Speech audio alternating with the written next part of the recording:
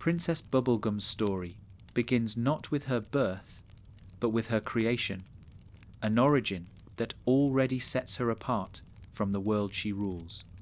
She is not a child of nature or chance, but a being sculpted from the remnants of something older, stranger, and broken.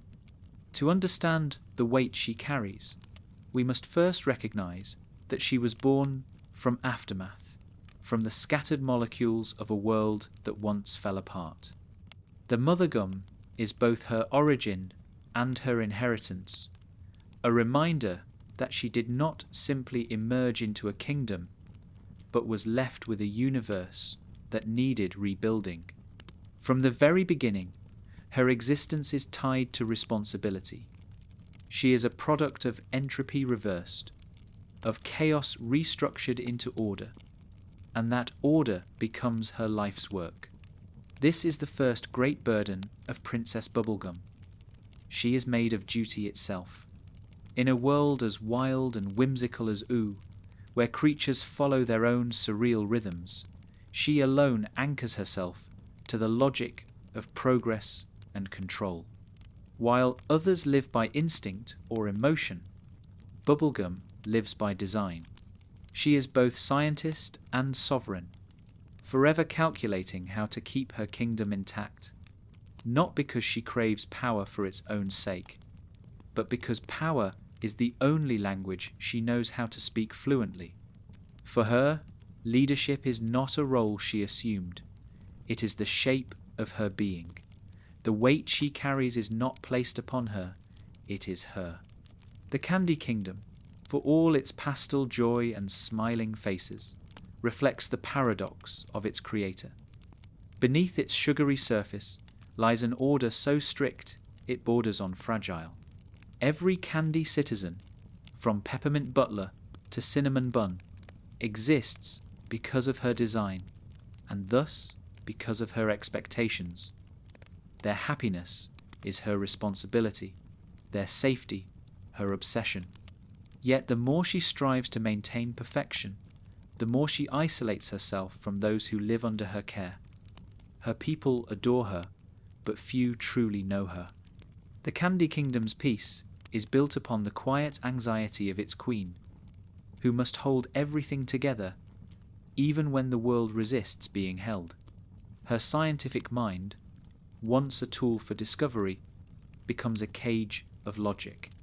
She builds machines and weapons not out of cruelty, but out of fear. Fear of losing what she built, fear of being powerless, fear that without her intervention, the fragile order of Ooh will collapse once again into the chaos it rose from. Every experiment, every act of control is another stone in the wall she builds around her heart. The more she perfects her world, the more she distances herself from it. This is the paradox of creation. When you make something out of nothing, you also become responsible for everything that follows. Princess Bubblegum's relationship with creation extends beyond her kingdom. It defines her interactions with others. Her bonds with characters like Finn, Marceline, and even her own candy citizens reveal how deeply her sense of responsibility shapes her identity. To Finn, she is an ideal, intelligent, composed, almost divine. Yet to Marceline, she is something more complex, a mirror of what happens when love and duty collide. Marceline remembers a bubblegum who once laughed freely, who played music and took risks. But that version of PB was devoured by the endless demands of governance. Love became a luxury she could no longer afford, because love requires surrender, and surrender is incompatible with control. Even her most affectionate gestures are laced with restraint. When she helps Finn or protects her people, it is with precision, not spontaneity. She measures her kindness like an experiment, too much, and it might disrupt the balance she works so hard to maintain. Her emotions are real, but they exist behind glass, observed rather than expressed. To feel deeply, she believes, would risk losing the stability her world depends upon. In this way, her compassion becomes another form of control, meticulously rationed, never reckless. Yet the cracks in her composure are where her humanity reveals itself. Beneath her calculated demeanour, there is exhaustion. She bears the weight of centuries of decisions, each one made in isolation. When the people of U look to her for answers, she must always provide them. There is no room for uncertainty, no space for vulnerability. The burden of perfection leaves no room for imperfection. But perfection, as Adventure Time quietly suggests, is a myth, and chasing it only deepens the loneliness that already defines her. What makes Princess Bubblegum such a compelling figure is that her flaws are born from the same traits that make her admirable. Her intelligence becomes overreach. Her love of progress becomes obsession. Her desire to protect becomes control. She cannot separate her strengths from her weaknesses because they are the same forces viewed from different angles. In this way, she embodies one of the show's most profound truths, that goodness and flaw are not opposites, but intertwined elements of being. The same light that guides her is the one that casts her longest shadow. Her relationship with mortality also shapes her burden. As a being of candy, she is technically mutable, able to dissolve, reform, reshape. Yet her mind is unyielding. While her body may be elastic, her will is solid stone. She watches others change, grow old, move on, while she remains almost constant. This quasi-immortality isolates her further. Where others find meaning in transience, she finds only the endless continuation of responsibility. Time does not free her, it tightens around her like an unbreakable thread. Every new generation of Candy citizens inherits not just her leadership, but her expectations. She is trapped in the role of caretaker, unable to step away, even when she longs to. There is tragedy in her endurance. She survives every conflict, rebuilds after every collapse, but never rests. Her victories are quiet, and her sacrifices invisible. The Candy Kingdom continues to thrive, yet she remains alone at its centre, a figure of composure holding back the flood of uncertainty that defines the world beyond her walls. Her isolation is not a punishment, it is self-imposed, born from the belief that only she can bear the weight of leadership. This belief is both her strength and her prison. The few moments when she lets her guard down are some of the show's most intimate. They remind us that beneath the layers of intellect and control, there is a soul that longs for simplicity, for friendship unburdened by hierarchy, for love untainted by duty, for laughter that doesn't require calculation. But these moments are fleeting. The crown she wears may not be heavy in appearance, yet it carries centuries of expectation. It is the quietest kind of tragedy, the inability to stop being the person everyone needs you to be. Thematically, Princess Bubblegum represents the weight of creation, the struggle of those who build and maintain order in a chaotic world. In her, the show captures the loneliness of responsibility and the beauty of persistence. She is a symbol of how power can protect but also isolate, how love can motivate but also wound, how intelligence can illuminate but also confine. Every action she takes reverberates through U, shaping destinies even as it costs her pieces of her own peace. And yet, despite all of this, she endures. That endurance is what makes her both tragic and inspiring. She does not collapse under the pressure of her role. She adapts, recalculates, rebuilds. The Candy Kingdom stands because she never allows herself to fall. In a sense, she embodies the spirit of U itself, resilient, adaptable, unyielding, even in the face of absurdity. The burden she carries is immense, but it is also a testament to her love, a love expressed not through words or gestures, but through the unending work of keeping her world alive. To understand Princess Bubblegum is to see that her weight is not just a burden but a choice. She could relinquish control, but she never does. Not because she enjoys power, but because she cannot imagine a world where she does not hold it. Her identity and her responsibility have fused beyond separation. The candy and the consciousness are one. A being who was born to lead, and who leads because she was born. In the gentle rhythm of her story lies the lesson that some burdens are not meant to be lifted. They are meant to be carried with grace until the end. The Candy Kingdom is not just Princess Bubblegum's domain. It is her mirror. Every smiling citizen, every pink tower, every neatly arranged street reflects the order of her mind. To look at the kingdom is to glimpse how she thinks, methodical, controlled, and almost too perfect to be natural.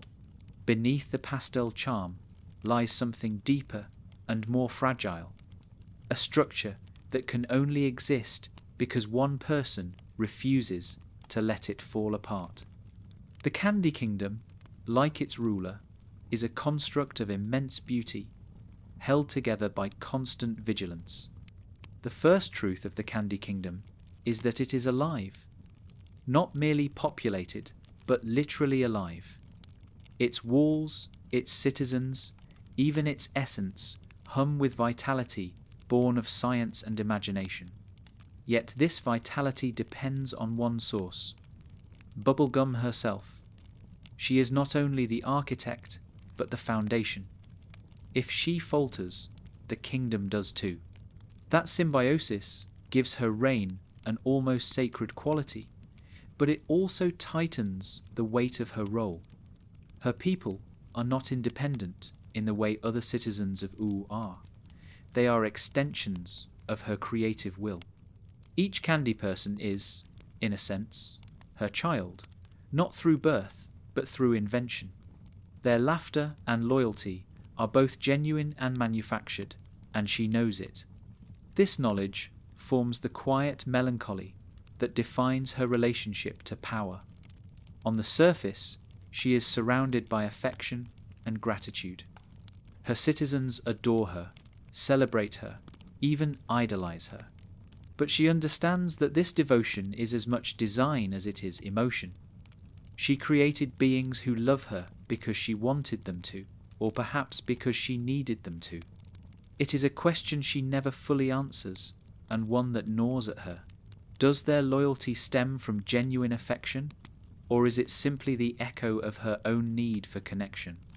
If they are programmed to adore her, can she ever truly be loved? This question makes her power both comforting and isolating. She has crafted a world where chaos cannot easily reach her, yet the peace she enjoys is synthetic. There are no revolutions in the Candy Kingdom, no uprisings of resentment or betrayal, but this harmony comes at a cost. True freedom, true unpredictability cannot exist in a world so meticulously ordered. By removing the potential for destruction, she has also removed the possibility for true choice. And without choice, her people cannot truly grow, nor can she. The crown she wears symbolizes this paradox.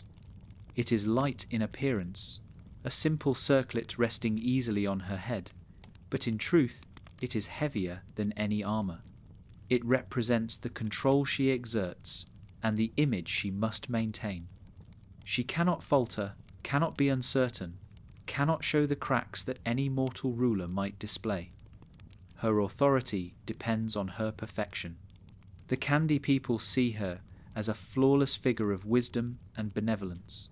To reveal her fears or mistakes would shatter that illusion. So she keeps her vulnerabilities hidden beneath layers of composure and logic. This facade takes its toll. The more she acts as an ideal, the further she drifts from being a person.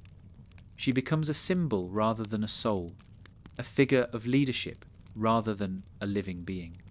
The crown, in this way, is not just a symbol of power, it is a boundary. It separates her from those she rules, even as she seeks to protect them. To remove it would be to expose the uncertainty that lies beneath the surface. And yet, there are moments, rare, fleeting moments, when she lets the weight slip, if only for an instant. These moments often arise in her private encounters, away from the gaze of her people. When she allows herself to speak openly with Marceline, to reflect in solitude, or to simply pause amid her experiments, she confronts the reality that her control is not as complete as she wishes. The kingdom may run smoothly, the candy people may smile and dance, but there is an undercurrent of fragility in everything she builds. She knows how easily systems break. She has seen what happens when creation runs unchecked, when life takes forms she did not anticipate. Her own existence is proof that the world can birth intelligence from chaos, and with intelligence comes imperfection. Her need for control stems from this understanding. The world of Oo is unpredictable, constantly shifting between the whimsical and the apocalyptic. Magic and mutation blur the lines of what is possible. To someone like Bubblegum, whose mind seeks order, this environment is both fascinating and terrifying. Every new anomaly is a reminder that her careful systems could collapse without warning.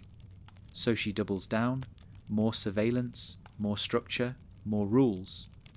In her mind, control equals safety. Without it, everything she loves might dissolve back into the chaos from which it came. This drive for order manifests most clearly in her governance.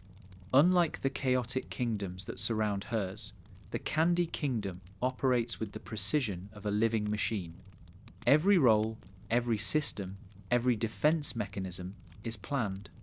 Even the smallest citizen has a purpose, a place, a programmed sense of belonging. To an outsider, it may appear idyllic, a realm without crime, without hunger, without suffering. But to Bubblegum, it is never enough. She knows perfection is unattainable, and yet she cannot stop reaching for it. That unending pursuit defines her relationship to the crown. It is not ambition that drives her, it is fear. She fears what will happen if she lets go.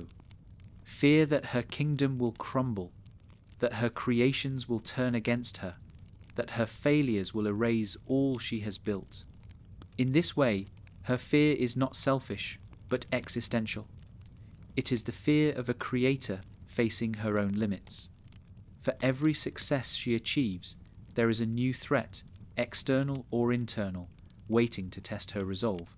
Her rule becomes a cycle of building, defending, rebuilding. She cannot rest because rest invites entropy. She cannot trust fully because trust invites vulnerability. And she cannot love freely because love invites loss. The crown is not just an object. It is the unbreakable circle of her duty. Yet, even within this cycle, there are traces of warmth. The Candy Kingdom is not a cold place. Its colours are bright, its citizens cheerful, its ruler affectionate in her own restrained way. Bubblegum's kindness may be calculated, but it is real. She genuinely wants her people to thrive, even if her methods are controlling. Her perfectionism is born not from vanity, but from care.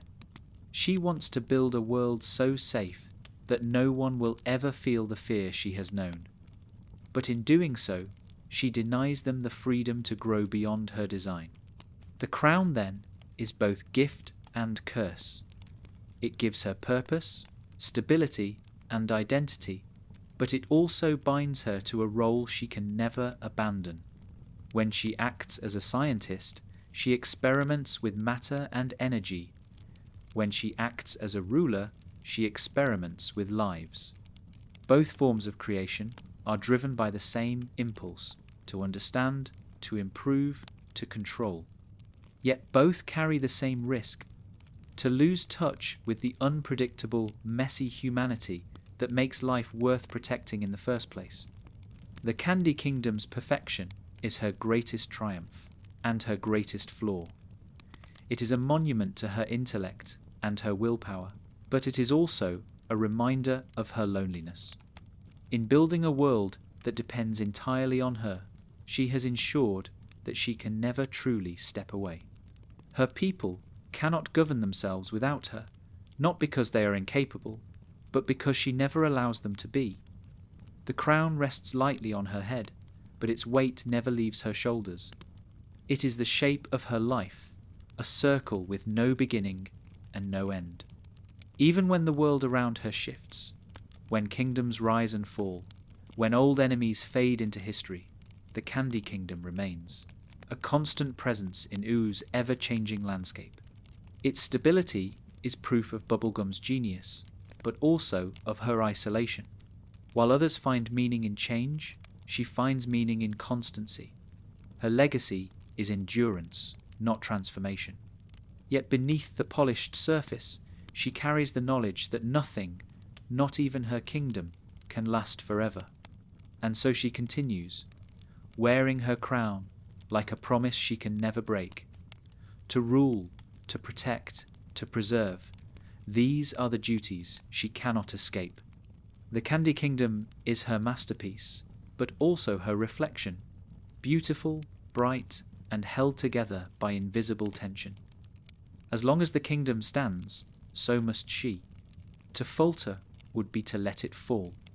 To remove the crown would be to remove herself. In this, the crown becomes more than metal and gems. It becomes the weight of identity. Princess Bubblegum is not simply a ruler wearing a crown. She is a crown that has learned to rule. Her life is the continuous balance between compassion and control, between creation and collapse. And as long as the Candy Kingdom endures, she will carry that balance alone. To understand Princess Bubblegum, one must understand her laboratory, not just as a physical space, but as a manifestation of her inner world. The lab is where her mind feels most alive, and yet it is also where her loneliness becomes most visible. It hums with quiet precision, filled with flickering screens, softly bubbling vials, and the faint scent of sugar mixed with ozone. Every object in the room serves a purpose, every experiment a question in search of control. Within those walls, she is free from politics, from expectations, from the constant need to perform leadership. Yet the solitude she finds there is not peace. It is the echo of a life defined by isolation. The lab represents the part of her that cannot stop creating. Even when the kingdom is safe, even when there are no wars or crises, she retreats into her experiments. Creation is her language of thought, her way of making sense of existence. She studies, constructs, and dissects, not because she is unsatisfied, but because she cannot imagine existing without purpose. For her, stillness is dangerous. Stillness means confronting silence, the kind that reminds her how alone she truly is. So she fills the silence with motion, the emptiness with invention. In this constant process of creation, she becomes something both human and godlike. She gives life to beings, not in the mystical way of deities, but through the precision of science. Her creations range from the whimsical to the profound candy citizens, artificial intelligences, machines that stretch the boundaries of morality. Yet every creation carries a hidden weight, the loneliness of the creator reflected in what she makes. Her inventions often resemble companions, yet none can fully reach her. They are reflections of her intellect, not her heart. The more she builds, the further she distances herself from those who might understand her. Science gives her control, but it also becomes a shield. It allows her to stay occupied, to bury emotion beneath the logic of formulas and data. It gives her the illusion of mastery over things she cannot truly control: time, death, love. But science cannot ease her solitude. It only refines it into structure. The more she understands, the more she realizes how much lies beyond comprehension. Her solitude as a scientist is not born from arrogance but from separation. Few in U share her intellect, and fewer still share her discipline. While others live by feeling, instinct, or adventure, she lives by deduction. The people around her can share laughter or battles or songs, but they cannot always share her thoughts. The complexity of her mind, though magnificent, becomes a barrier. Conversations turn into lessons, relationships into obligations. Even those closest to her, like Finn or Marceline, sometimes find her presence distant, not because she wishes to be cold, but because she no longer knows how to speak without explaining. Her scientific solitude is also a form of self-protection. To observe is safer than to feel. When she observes, she remains in control. She can dissect emotions from a distance, study love like a chemical reaction, and pain like a hypothesis. But to engage, to let herself feel unguarded, would mean relinquishing the very control that defines her. This is the paradox at the core of her solitude. She seeks connection, but fears the vulnerability it requires. So she surrounds herself with her work, with the comfort of things that obey her will, that follow the rules she designs. And yet, her experiments often betray her hidden yearning. She creates beings capable of emotion, of thought, of companionship.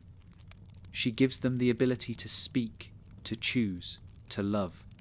Each new creation carries a small echo of the person she wishes she could be, free, curious, unburdened by duty. But even in granting them life, she cannot help but maintain control. There are rules to their existence, parameters to their freedom. She is the architect of their boundaries, and she knows it. That knowledge haunts her. In these acts of creation, the line between science and emotion blurs. Some of her experiments are driven by necessity, ways to protect her kingdom or expand its capabilities.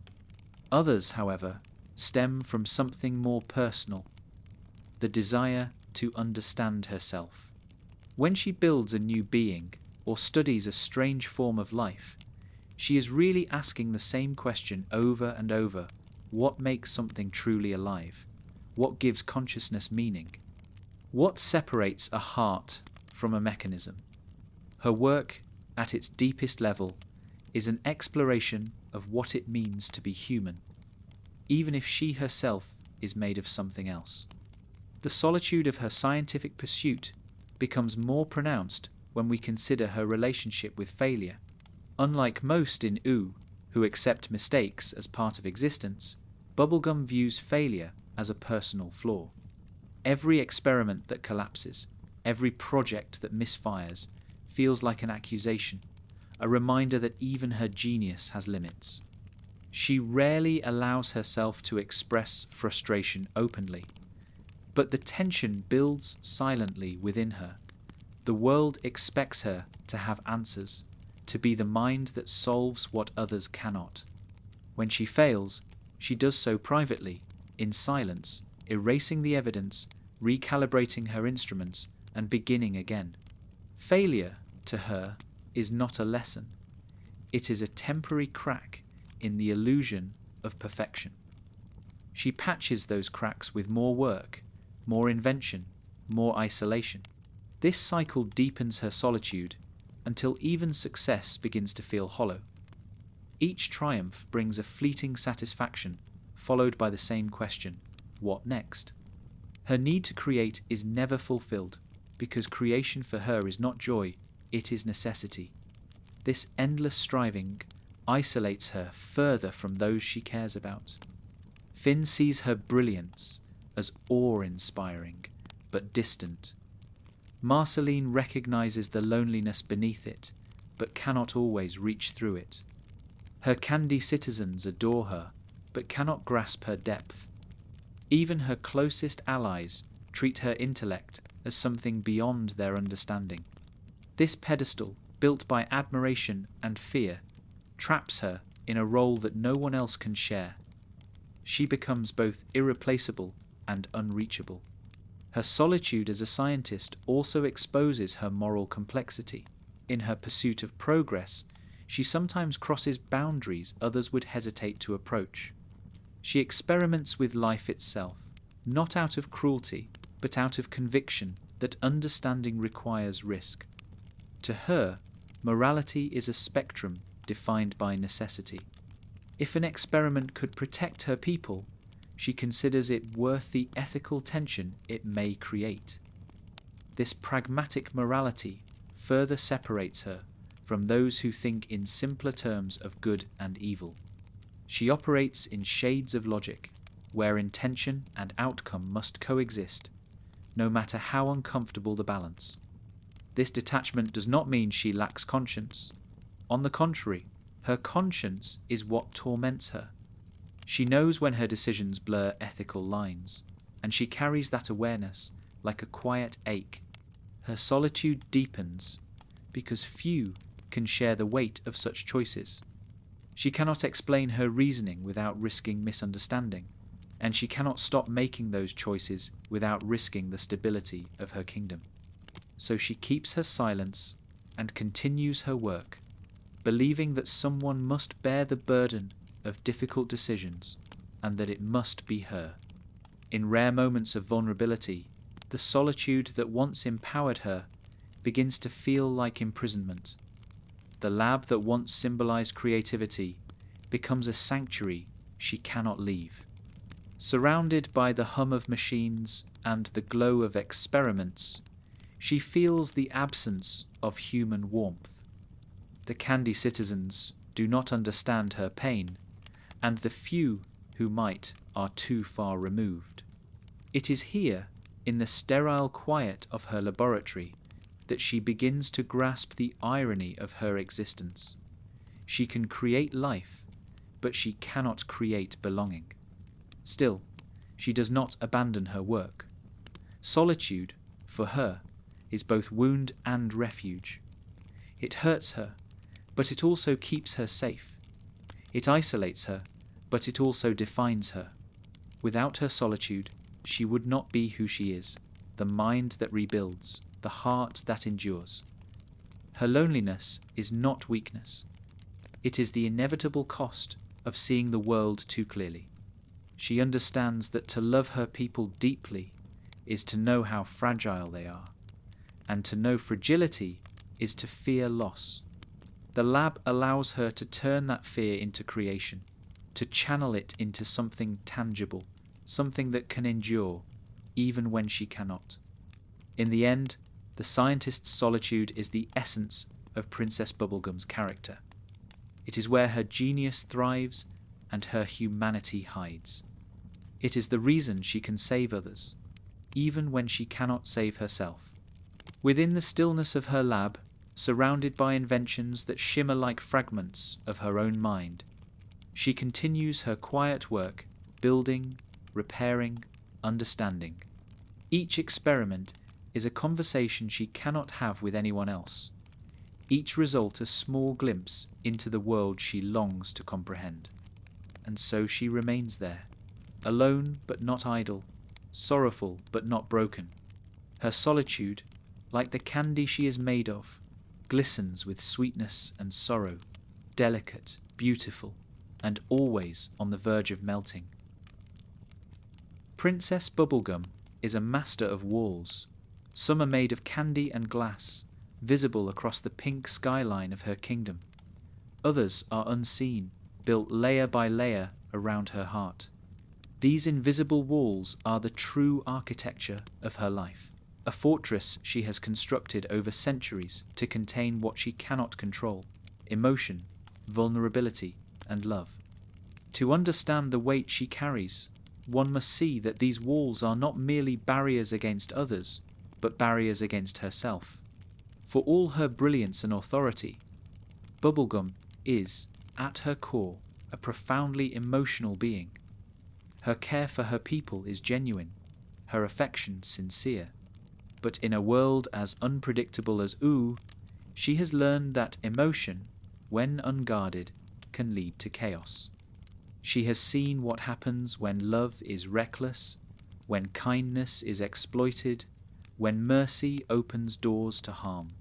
So she teaches herself restraint, not because she wishes to be cold, but because she believes warmth is dangerous. Every wall she builds around her heart is, in her mind, an act of protection. Yet protection has a cost. These emotional defenses define her interactions with everyone she loves. With her people, she maintains gentle distance. With Finn, polite affection, and with Marceline, an ache of something far deeper, something she cannot fully name. Each relationship reveals a different aspect of her struggle to balance feeling with control. She loves deeply, but expresses it in measured doses. She comforts, but rarely confides. She gives affection, but rarely asks for it in return. Her kindness is a one-way current. It flows outward endlessly, yet almost never returns to her. At the center of this emotional architecture lies fear, not of pain, but of losing composure. Bubblegum's entire identity depends on maintaining control. To allow herself to feel too much risks, unraveling the careful structure of who she has become. Emotion, for her, is unpredictable. It does not follow logic or yield to calculation. Love cannot be graphed. Grief cannot be contained, and regret cannot be erased. To someone who lives by precision, these truths are terrifying. So she keeps her heart quiet, hidden beneath layers of reason. Her bond with Marceline exposes this most clearly. It is a connection that exists in fragments, a history of affection and misunderstanding, of warmth and silence. There was a time when their relationship was open, when laughter came easily between them. But as Bubblegum's responsibilities grew, she began to retreat. The weight of the crown demanded stability, and stability meant closing the doors of the heart. She convinced herself that love was a distraction, that vulnerability would make her a weaker ruler. Marceline, ever the creature of emotion and expression, could not understand this retreat. And so, a rift formed, not out of betrayal, but out of difference. This distance between them becomes one of Bubblegum's quietest pains.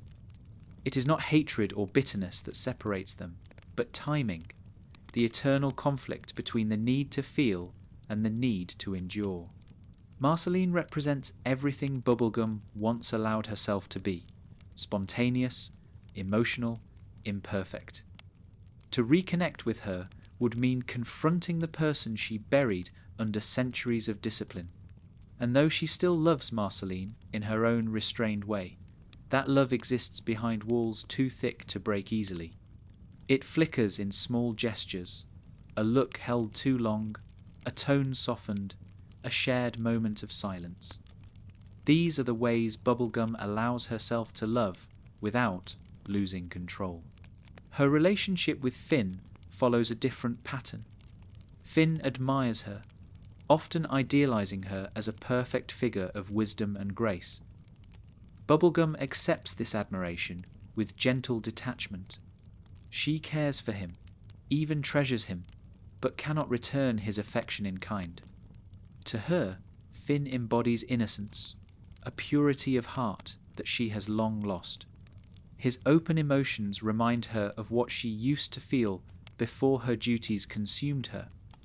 But rather than drawing comfort from it, she feels an ache of distance. She cannot allow herself to be vulnerable in his presence, because to do so would collapse the image of perfection he holds of her. And that image, however flawed, is something she relies on. It sustains her authority even as it isolates her. Then there are her people, the Candy citizens, who look up to her as both queen and creator. Her love for them is vast but impersonal.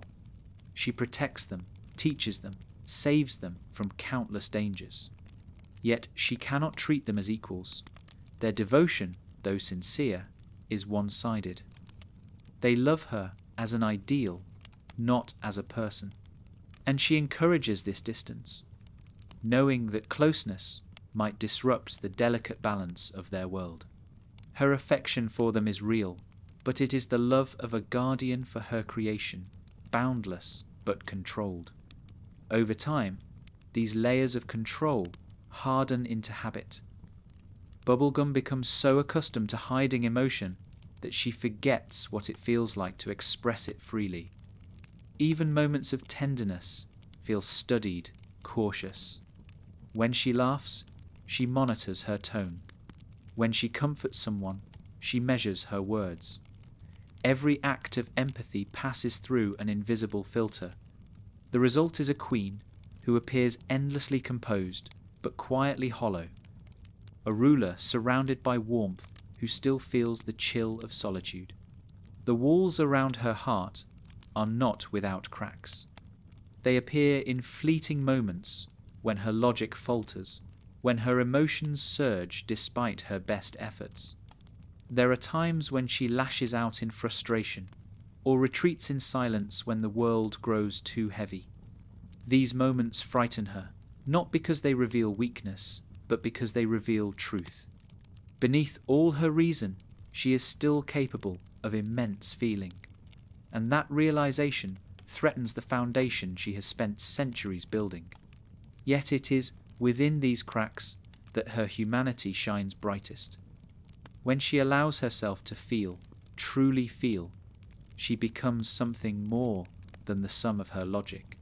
The rare moments when she lowers her walls, whether in quiet reflection or rare connection, show the fullness of her being. These glimpses of vulnerability are fleeting, but they matter. They remind her, and us, that perfection is not the absence of emotion, but the balance of it. In this sense, Bubblegum's emotional walls are both tragedy and triumph. They protect her from collapse, but they also prevent her from healing. They allow her to function as a ruler, but not as a person. Her walls are the price of her kingdom's safety, and she pays it willingly. Yet deep within her, there remains a quiet longing, the desire to be known, to be seen not as a monarch or a genius, but as a being capable of fear and love. The show's world often treats emotion as a force of magic, capable of reshaping reality. For Bubblegum, that magic is dangerous because it cannot be measured. She prefers the safety of equations to the chaos of feelings. But even she cannot escape the truth that emotion, no matter how deeply buried, will always find a way to surface. The heart, unlike the mind, does not obey. The walls of her heart, then, are not permanent fortifications. They shift and tremble as time passes, eroded slowly by the people who care for her. Marceline's persistence, Finn's faith, even Peppermint Butler's loyalty, all chip away at the distance she has built. It is not destruction, but transformation. Slowly, quietly, she learns that vulnerability is not weakness, and that to love is not to lose control, but to share it. Still, the process is agonizing. To lower her defenses means exposing the rawness beneath centuries of composure. It means risking the collapse of her image, her identity, her power.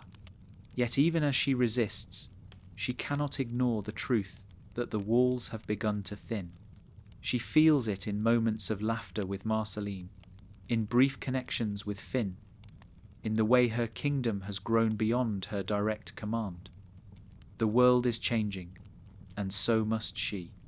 Her journey is not about breaking the walls completely, but learning to live with their doors open, to lead without isolating, to love without fearing loss, to trust without absolute control.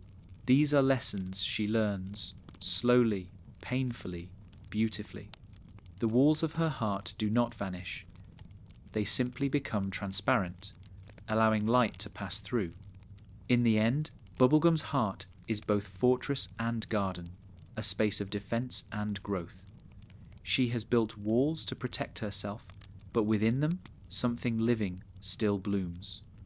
The Candy Kingdom's perfection may be her design, but the compassion that sustains it comes from the cracks in her defenses.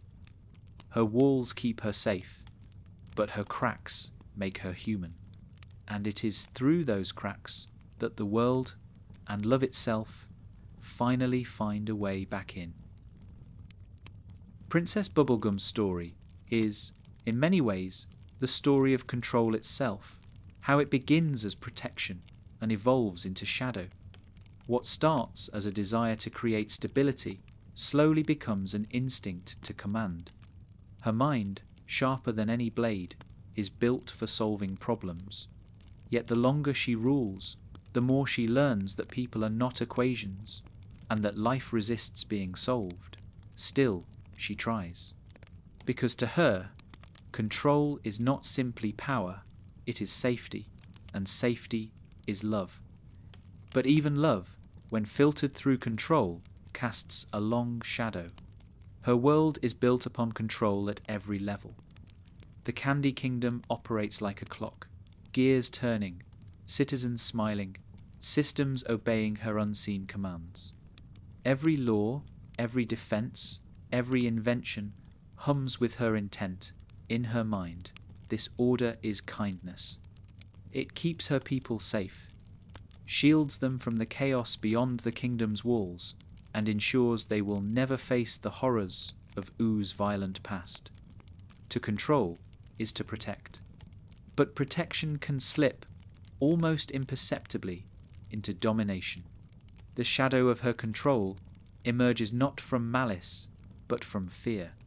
Bubblegum has seen what happens when the world is left unchecked, when ancient evils rise, when innocence falls, when chaos consumes everything it touches. These memories linger in her mind like faint scars.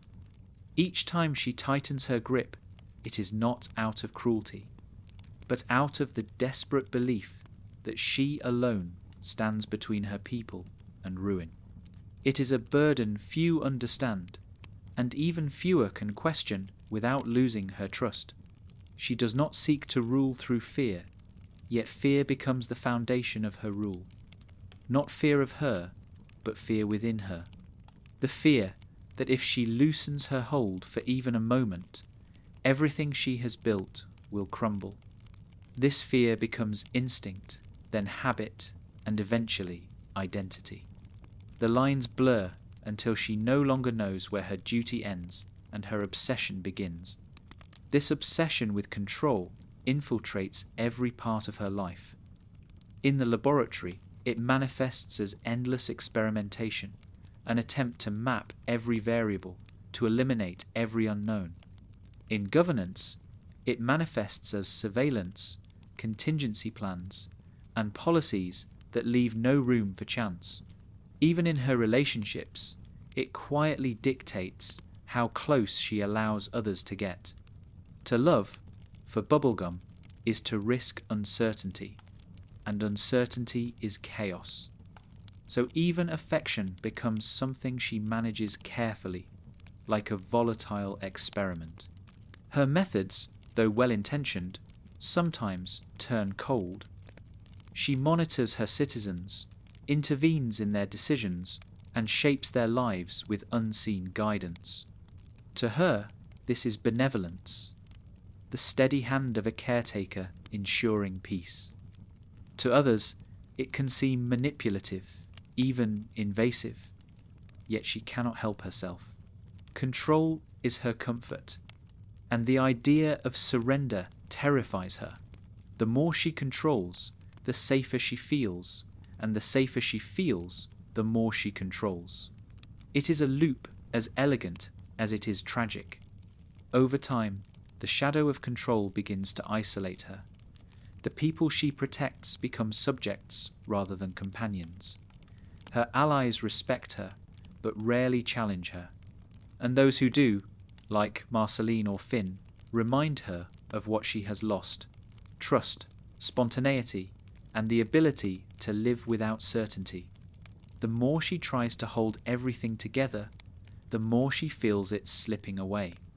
There are moments when the shadow takes full form, when her control crosses lines even she did not intend to cross. She creates beings without full understanding of their autonomy, manipulates situations for outcomes she believes are right, and justifies every action with logic that only she can follow. Her heart tells her to protect, her mind tells her to manage, and her hands, steady and capable, carry out both commands without pause. But afterward, when the world quiets and the adrenaline fades, she feels the weight of what she has done. The silence that follows control is not peace, it is emptiness. It is in these moments that Bubblegum glimpses the shadow she has created.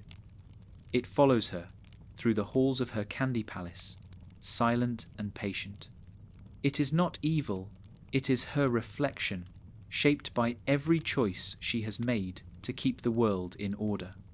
When she looks into it, she sees the cost of her perfection, the trust she has lost, the friends she has distanced, the innocence she has traded for knowledge. The shadow is the side of her that believes love must be controlled to survive, and yet she cannot bring herself to let go completely. Each time she tries to loosen her grip, something threatens the stability of her kingdom: a crisis, a betrayal, a glimpse of chaos she cannot bear to watch. These moments reinforce her conviction that control is necessary, that she must be the anchor in a world of storms. She returns to her routines, her systems, her precision. She repairs the cracks, strengthens the walls, and convinces herself that this time her methods will not cost her anything, but they always do. What makes her tragedy so profound is that she is not blind to her faults. She knows when her control goes too far. She feels the guilt, the regret, the longing to undo what cannot be undone. But she carries on, believing that someone must shoulder the moral complexity of leadership, that she was created for this purpose, and no one else can bear it as she can. This self-assigned role becomes her armor and her chain. She hides behind the title of princess as though it justifies the sacrifices she makes and the decisions she cannot admit are wrong. Her control also affects how she views others. She struggles to trust anyone who acts unpredictably or emotionally, because emotion disrupts the balance she fights to maintain. Finn's impulsiveness, Marceline's raw sincerity, even Peppermint Butler's secretive independence all unsettle her in different ways. They remind her that life cannot be governed by formulas, that people do not always obey even their own reasoning. These reminders frustrate her, yet they also fascinate her. Deep down, she admires what she cannot emulate, the freedom to be imperfect. The shadow of her control reaches its most poignant form when she is forced to confront her own limits. There are times when even her intelligence cannot prevent loss, when her strategies fail, when the order she cherishes gives way to the unpredictable nature of existence.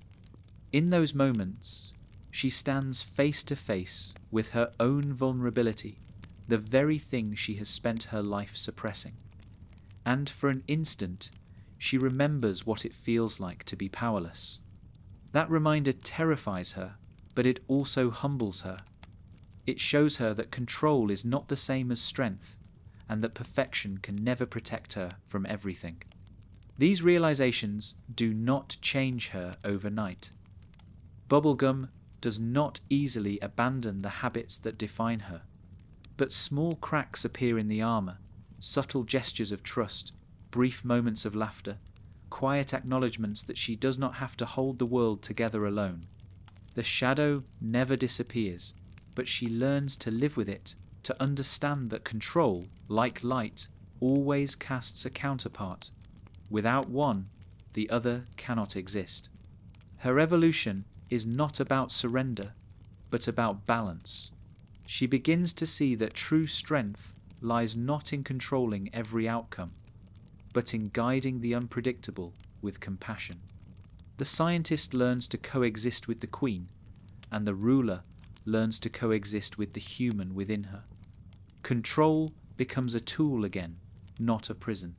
She still governs, still calculates, still plans, but she no longer hides behind her precision. She learns to let others make choices, even mistakes, and to see those choices as part of the world's necessary chaos.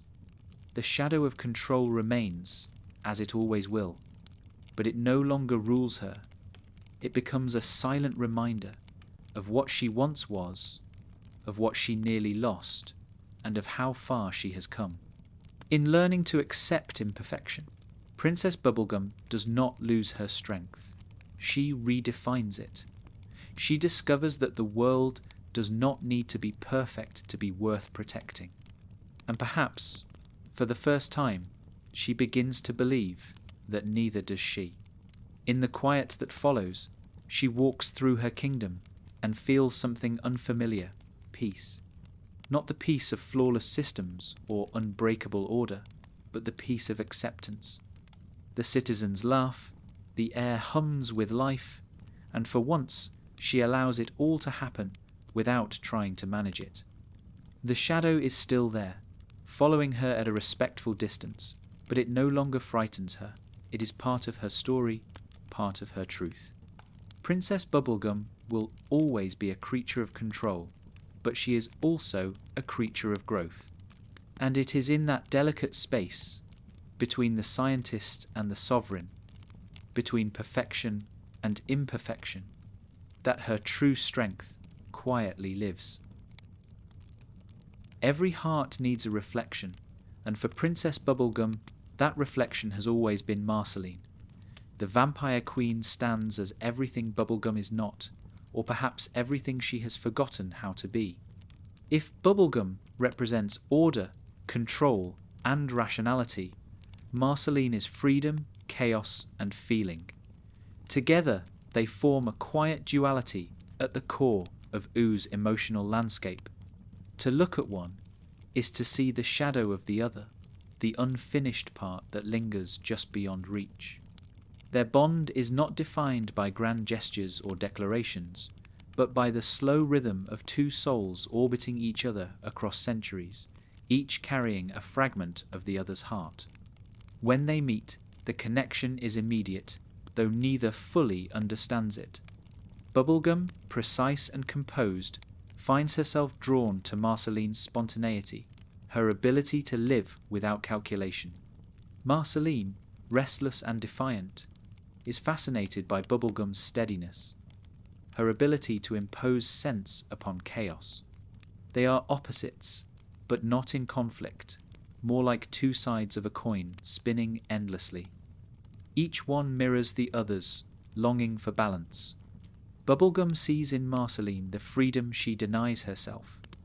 Marceline sees in Bubblegum the stability she secretly craves. Their relationship, though rarely spoken of in clear terms, exists in the quiet spaces, in the way they look at one another, in the tension that hangs between words.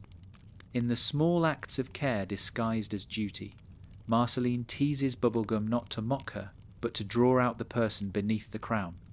Bubblegum responds with restraint, yet her restraint trembles at the edges. Their connection is charged with history, years of friendship, misunderstanding, separation, and the long ache of unfinished sentences. At its heart, their relationship is about reflection. Marceline holds up a mirror to Bubblegum, forcing her to confront the emotional truths she hides from everyone else. When Marceline sings, she sings without filter. Every lyric is a confession. When Bubblegum speaks, every word is measured, tested for accuracy and consequence. But in Marceline's presence, that precision falters. The walls of logic that once felt unbreakable begin to soften. Marceline doesn't demand explanations, she demands honesty. And honesty, for Bubblegum, is the hardest thing of all. To Marceline, emotion is a form of power, messy but alive. To Bubblegum, emotion is vulnerability, something to be contained, not celebrated. This difference is the tension that defines them. Marceline can bare her heart and survive. Bubblegum fears that doing so would shatter her. Yet beneath that fear lies admiration. She envies Marceline's courage, her refusal to apologize for feeling. When Marceline cries, she releases her pain. When Bubblegum hurts, she buries it under equations. The scientist studies pain, the musician turns it into song. Over time, their distance grows, not because love fades, but because their worlds demand different kinds of strength. Bubblegum must lead, must protect, must plan. Marceline must roam, must feel, must express.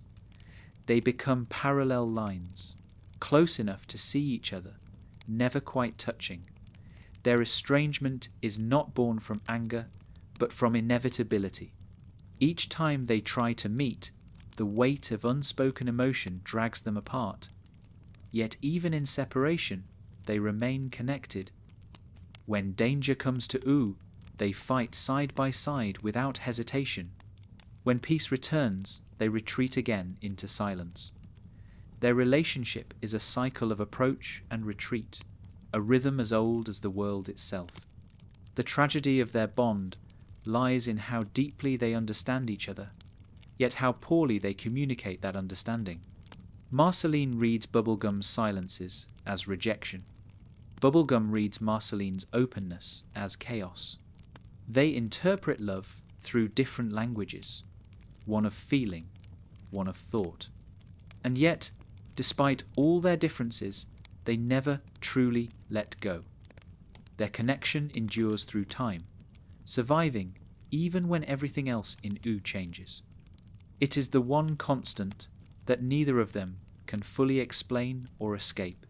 In Marceline, Bubblegum sees the version of herself that once existed, the girl who laughed without calculation, who played music instead of politics, who believed in friendship without strategy. Marceline awakens that memory simply by being herself.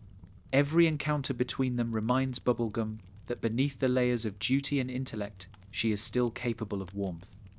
Marceline is the only person who can pull her back from the edge of total isolation, not through persuasion, but through presence. For Marceline, Bubblegum is the grounding force she has always lacked. The vampire queen's immortality isolates her as much as Bubblegum's crown does. She drifts through centuries, chasing experiences that fade as quickly as they arrive. But Bubblegum gives her something solid, something enduring, a relationship that feels anchored in time. Even when they argue, even when they drift apart, Marceline knows that Bubblegum is part of her world's gravity. She sings about her, thinks about her, measures her years not by events, but by the quiet spaces between their meetings. Their dynamic evolves as they mature. The distance that once defined them begins to shrink. Bubblegum, through countless trials, learns to soften her control. Marceline, through her own growth, learns to temper her impulsiveness. Their reflections begin to align. What once was tension turns into harmony, not perfect, but real. They learn to speak each other's language. Bubblegum begins to express emotion not through words, but through acts of vulnerability. Marceline learns that stability is not the same as confinement. They find each other again, not as opposites, but as complements. What makes their bond so powerful is its quiet endurance. It is not a romance that burns brightly and fades, but one that flickers and persists, surviving through silence, change, and time.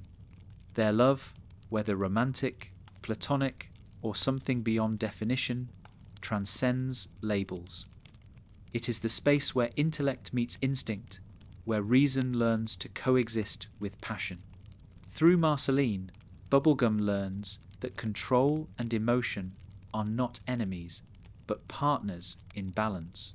Marceline's presence forces Bubblegum to confront her deepest truth, that she is not only capable of love, but deserving of it. This realization terrifies her. For centuries, she has measured her worth through what she provides: protection, invention, leadership. Love asks for something she cannot manufacture: surrender. And yet, when she is with Marceline, that surrender feels less like loss and more like freedom. It allows her to exist not as a ruler or a scientist, but simply as herself. In many ways, Marceline becomes her greatest experiment, the one she cannot control, cannot predict, cannot perfect. And that is precisely why she needs her. Marceline's unpredictability teaches Bubblegum that life cannot be reduced to formulas. It must be lived, felt, and sometimes allowed to fall apart. Through Marceline, she learns that imperfection does not mean failure. It means being alive. Their reconciliation, subtle and understated, is one of the purest expressions of emotional maturity in OO. There is no grand declaration, no sudden transformation. Instead, there is understanding. Two people who have spent lifetimes growing in opposite directions, finally finding a shared middle ground. They laugh again, they play music again, and in those moments, the centuries between them disappear. The walls around Bubblegum's heart, once impenetrable, now have doors, and Marceline is the one who walks through them. The mirror Marceline holds up to Bubblegum is not always kind, but it is always true. It shows her flaws, her rigidity, her fear, her obsession with control. But it also shows her capacity for tenderness, for courage, for forgiveness. And in return, Bubblegum becomes Marceline's mirror too. She reflects back the strength Marceline hides beneath her sarcasm, the stability she craves but rarely admits. Together, they form a cycle of reflection that softens both their edges. Their love, in whatever form it takes, becomes a quiet act of defiance against time, fear, and isolation. It reminds both of them that connection is not about perfection, but persistence. They do not complete each other. They challenge each other to grow. And that challenge, more than any experiment or battle, becomes the most enduring creation of Princess Bubblegum's life. In the end, Marceline does not save Bubblegum, nor does Bubblegum save Marceline. They save themselves, but they do it in the light of each other's presence. They remain two forces in balance: science and song, reason and heart, logic and chaos. Each carries the other's reflection, a mirror polished by centuries of understanding. And when the noise of the world fades, when the Candy Kingdom sleeps and the night stretches endlessly over OO, it is Marceline's music that drifts through the air, soft and forgiving. Somewhere in her laboratory, Bubblegum hears it and allows herself a small, uncalculated smile, a reminder that even the most fortified hearts can still be reached by song. Perfection is Princess Bubblegum's oldest illusion, the silent promise she made to herself the day she first looked at the fragile world she was meant to rebuild. To her, perfection is not vanity, but responsibility. It means safety, predictability, the removal of chaos from a place that has suffered enough. It means being the one constant in a world that never stops changing. For centuries, she has pursued that perfection with the devotion of a scientist and the discipline of a ruler. But what she learns, slowly and painfully, is that perfection is not a finish line. It is a mirage that retreats with every step forward, leaving her standing in the shadow of her own impossible standards. In the Candy Kingdom, perfection is visible everywhere, in the pristine architecture, the uniform cheer of the citizens, the balance of sweetness that defines every surface. But this carefully maintained harmony carries an invisible tension. Every time something goes wrong, every time a citizen acts unpredictably or a system fails, Bubblegum feels it as a personal flaw. Her world is her creation, and in her mind, every imperfection is a reflection of her inadequacy. So she fixes, adjusts, recalibrates. She smooths out the rough edges of existence, convinced that one more improvement will finally make things right. But things never stay right for long. Perfection, she comes to realize, cannot survive contact with life. Life, by its very nature, resists symmetry. It grows unevenly, changes unpredictably, and feels deeply. And the more she tries to perfect it, the more she removes the very qualities that make it worth preserving. Her kingdom's order is beautiful, but sterile. Its happiness is real, but curated. Its peace is lasting, but fragile. Underneath the bright colours and polite smiles, there is an unspoken dependence, a system that functions only as long as she holds it together. That is the flaw in perfection. It demands permanence in a world built on change. Bubblegum's intelligence allows her to see this truth, but her heart cannot accept it. Her perfectionism becomes not a pursuit of beauty, but a shield against fear. If she can make the kingdom flawless, she will not have to face the unpredictability of loss. If she can make herself flawless, she will not have to confront her own vulnerability. Her quest for perfection is not a celebration of strength, but a denial of fragility. In this denial, she begins to lose the very thing she seeks to protect. The more she polishes the world, the less she allows it to breathe. Her candy citizens, though safe, live under the invisible weight of her expectations. They are protected from harm, but also from growth. Mistakes are quietly corrected, emotions gently pacified, chaos smoothed over before it can disrupt the surface. The result is a peace that feels almost too still, a quiet that borders on stagnation. And deep down, she knows it. She can sense the hollowness beneath the perfection she has built, but she cannot admit it without dismantling everything she believes in. This internal conflict defines her existence. She knows that imperfection is natural. She studies it, even admires it in others, but she cannot allow it in herself. Her intelligence becomes a trap, an endless cycle of understanding without acceptance. Each flaw she recognizes becomes another problem to solve, another variable to control. But the truth she cannot control, the one she resists more than any other, is that perfection has no meaning without imperfection beside it. Her pursuit of flawlessness also isolates her emotionally. Perfection allows no witnesses. To maintain the image of the unshakable ruler, she must hide every trace of doubt, fear, and exhaustion. The Candy Kingdom sees a princess who never falters, a leader who always knows what to do. But in the silence of her laboratory, she knows that image is fragile. The cracks are small but growing, a mistake in an experiment, a lapse in judgment, a memory that haunts her more than it should. Each imperfection is a whisper reminding her that she is not what she pretends to be. And yet, she continues, because to admit fallibility would mean admitting that her people's faith in her is misplaced.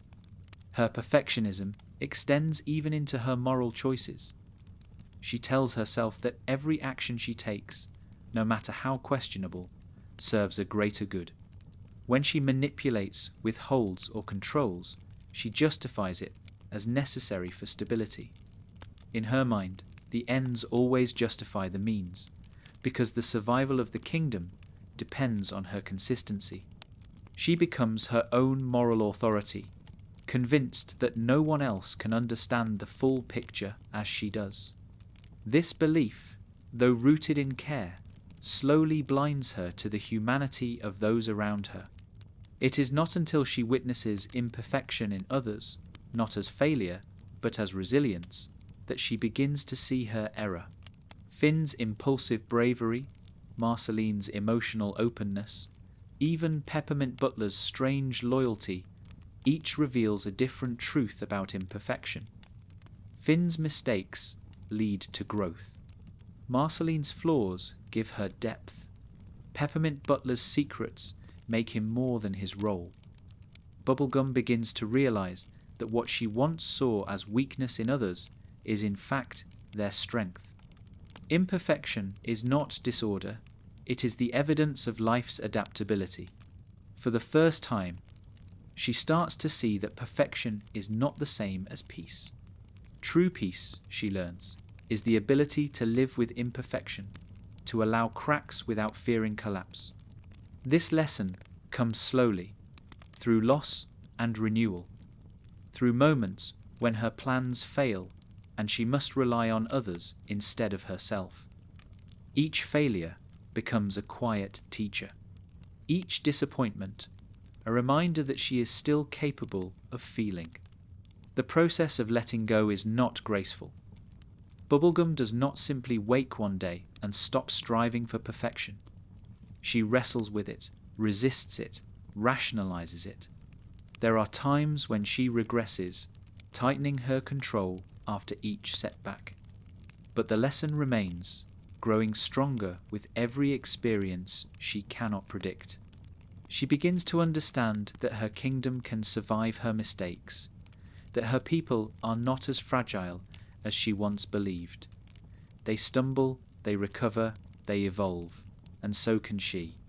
Accepting imperfection does not diminish her brilliance, it refines it. Her scientific mind becomes less about mastery and more about curiosity. Instead of asking how to eliminate uncertainty, she begins to ask what uncertainty can teach her. The shift is subtle but profound. Where once she saw failure as weakness, she now sees it as proof of potential. The same principle she applies to experiments, trial, error, adaptation, begins to apply to her own heart. The fallibility of perfection becomes her greatest revelation. She realizes that the Candy Kingdom's perfection was never its strength, it was its vulnerability. What keeps her people safe is not her control, but their capacity for cooperation, creativity, and love. What keeps her world alive is not flawless design, but the interplay of order and chaos, logic and emotion, science and song. For someone who once sought to erase uncertainty, this realization feels like surrender, but it is, in truth, freedom. Perfection, she understands now, is not a state to be achieved, but a moment to be recognized, fleeting, imperfect, and beautiful, precisely because it cannot last. She learns to find it not in control, but in connection. The smile of a friend, the laughter of her citizens, the sound of Marceline's voice echoing through the night. These are the forms of perfection that do not need to be built or maintained. They simply exist, and in their existence they are enough. By the time this understanding settles in her heart, Bubblegum has changed. The edges of her authority soften, her leadership becomes more patient, her curiosity more open. She still seeks improvement, but without the illusion of completion. She no longer demands flawlessness, from herself or from others. The cracks in her candy surface, once hidden, now seem almost radiant. They are reminders of everything she has endured, everything she continues to learn. In the end, Princess Bubblegum does not conquer imperfection. She befriends it. She learns that to be alive is to be unfinished, and that to love is to accept the mess that comes with it. Her perfection was never in her systems or her intellect, it was in her persistence, her willingness to keep building even when the design could never be complete. The fallibility of perfection is not her downfall, it is her redemption. And somewhere deep within the Candy Kingdom, beneath the hum of machinery and the gleam of polished sugar, something shifts. The air feels lighter, the laughter sounds freer, and for the first time the perfection she has chased for so long begins to appear, not as a structure, but as a feeling. It is fragile, fleeting, human, and that, she finally realizes, is what makes it real. Every kingdom has two layers, the one the world can see, and the one that lives unseen beneath it. The Candy Kingdom sparkles on the surface, cheerful streets, pastel towers, endless smiles. But beneath the glow lies a quieter realm, one not built from sugar and song, but from worry, compromise, and sacrifice. This hidden kingdom exists within the heart of its ruler, Princess Bubblegum. It is the space where her decisions take root, where her doubts whisper, and where the cost of leadership quietly accumulates. The crown she wears is light, but the invisible kingdom beneath it is heavy. It is made of all the choices she has had to make, the ones history will never record because they do not fit into stories of heroism or invention. Every time she chooses stability over freedom, every time she withholds truth to maintain order, every time she sacrifices what she wants for what her people need, another stone is laid in the foundation of the kingdom beneath the crown. It is a realm without parades or applause, without the bright laughter that fills her candy streets. Yet it is the truest kingdom she rules, and the one that defines her most. From the outside, Bubblegum's governance seems effortless. Her city runs smoothly, her citizens adore her, and the threats that once haunted Ooh rarely breach her borders. But such harmony is never free. The kingdom beneath the crown runs on a different currency, the constant labour of vigilance. Bubblegum knows that peace is not the natural state of the world. It must be built and rebuilt, guarded with both kindness and calculation. The Candy Kingdom's serenity is sustained by unseen mechanisms, policies, and watchful eyes. Every celebration above is matched by sleepless nights below. She knows the names of her citizens, their habits, their patterns, their fears. She studies them not out of coldness, but out of care. The more she understands them, the better she can protect them, or so she believes. But this kind of knowledge creates distance. She observes more than she participates. She guides more than she listens. The kingdom she sees is never quite the same as the one her people inhabit. To them, life feels simple and sweet. To her, it feels like an equation always in motion, one mistake away from collapse. This awareness isolates her, and she rarely speaks of it. To share the true weight of leadership would only worry those who trust her, so she carries it silently, as she always has. Yet even silence leaves traces. There are nights when she walks alone through the quiet streets, long after her citizens have gone to sleep.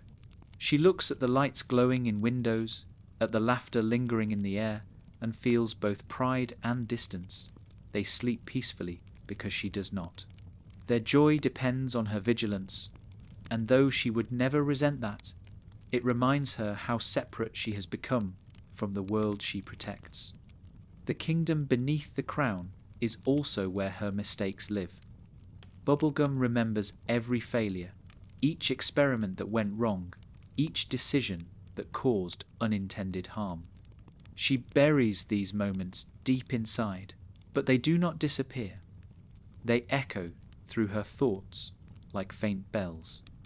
The mistakes of a ruler are never private. Even when unseen, their consequences ripple outward.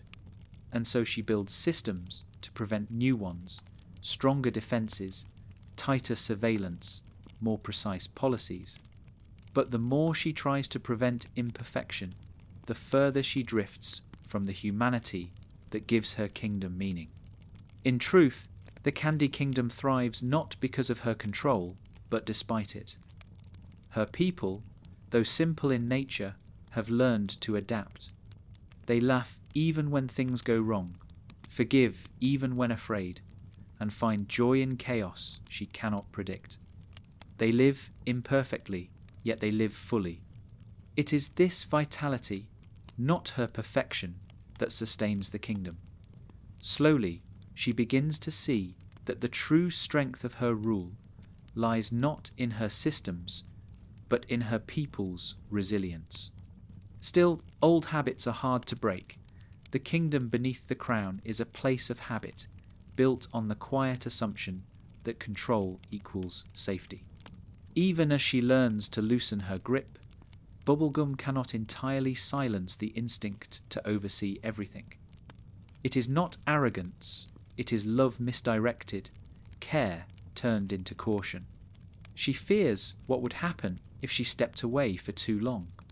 Would the walls hold? Would her citizens remember how to protect themselves? Would the sweetness of their world turn sour without her constant attention? These questions never leave her. They haunt her like the hum of a machine that never powers down. Yet, amid that constant hum, small moments begin to break through, reminders that not all responsibility must be solitary. Her people surprise her with acts of initiative, of courage. They make choices she did not predict, and sometimes those choices save lives. At first, she resists it. Unplanned outcomes unsettle her, but gradually she learns to take comfort in them. Every independent act by her citizens is a sign that her kingdom no longer depends entirely on her. For the first time, that thought brings her peace instead of fear. The crown, which once symbolized control, begins to feel more like a shared burden. She realizes that leadership does not mean bearing every weight alone. It means teaching others to carry parts of it with you. The kingdom beneath the crown begins to change, no longer a place of silence and secrecy, but of reflection and trust. She starts delegating power, not out of exhaustion, but out of faith. She learns to let her people fail and recover, to make mistakes without punishment, to grow beyond her oversight. In doing so, she frees both them and herself. This transformation is quiet, almost imperceptible, but profound. Her scientists begin to innovate without her direct guidance. Her citizens resolve conflicts through cooperation rather than dependence. The kingdom, once an extension of her will, begins to breathe on its own.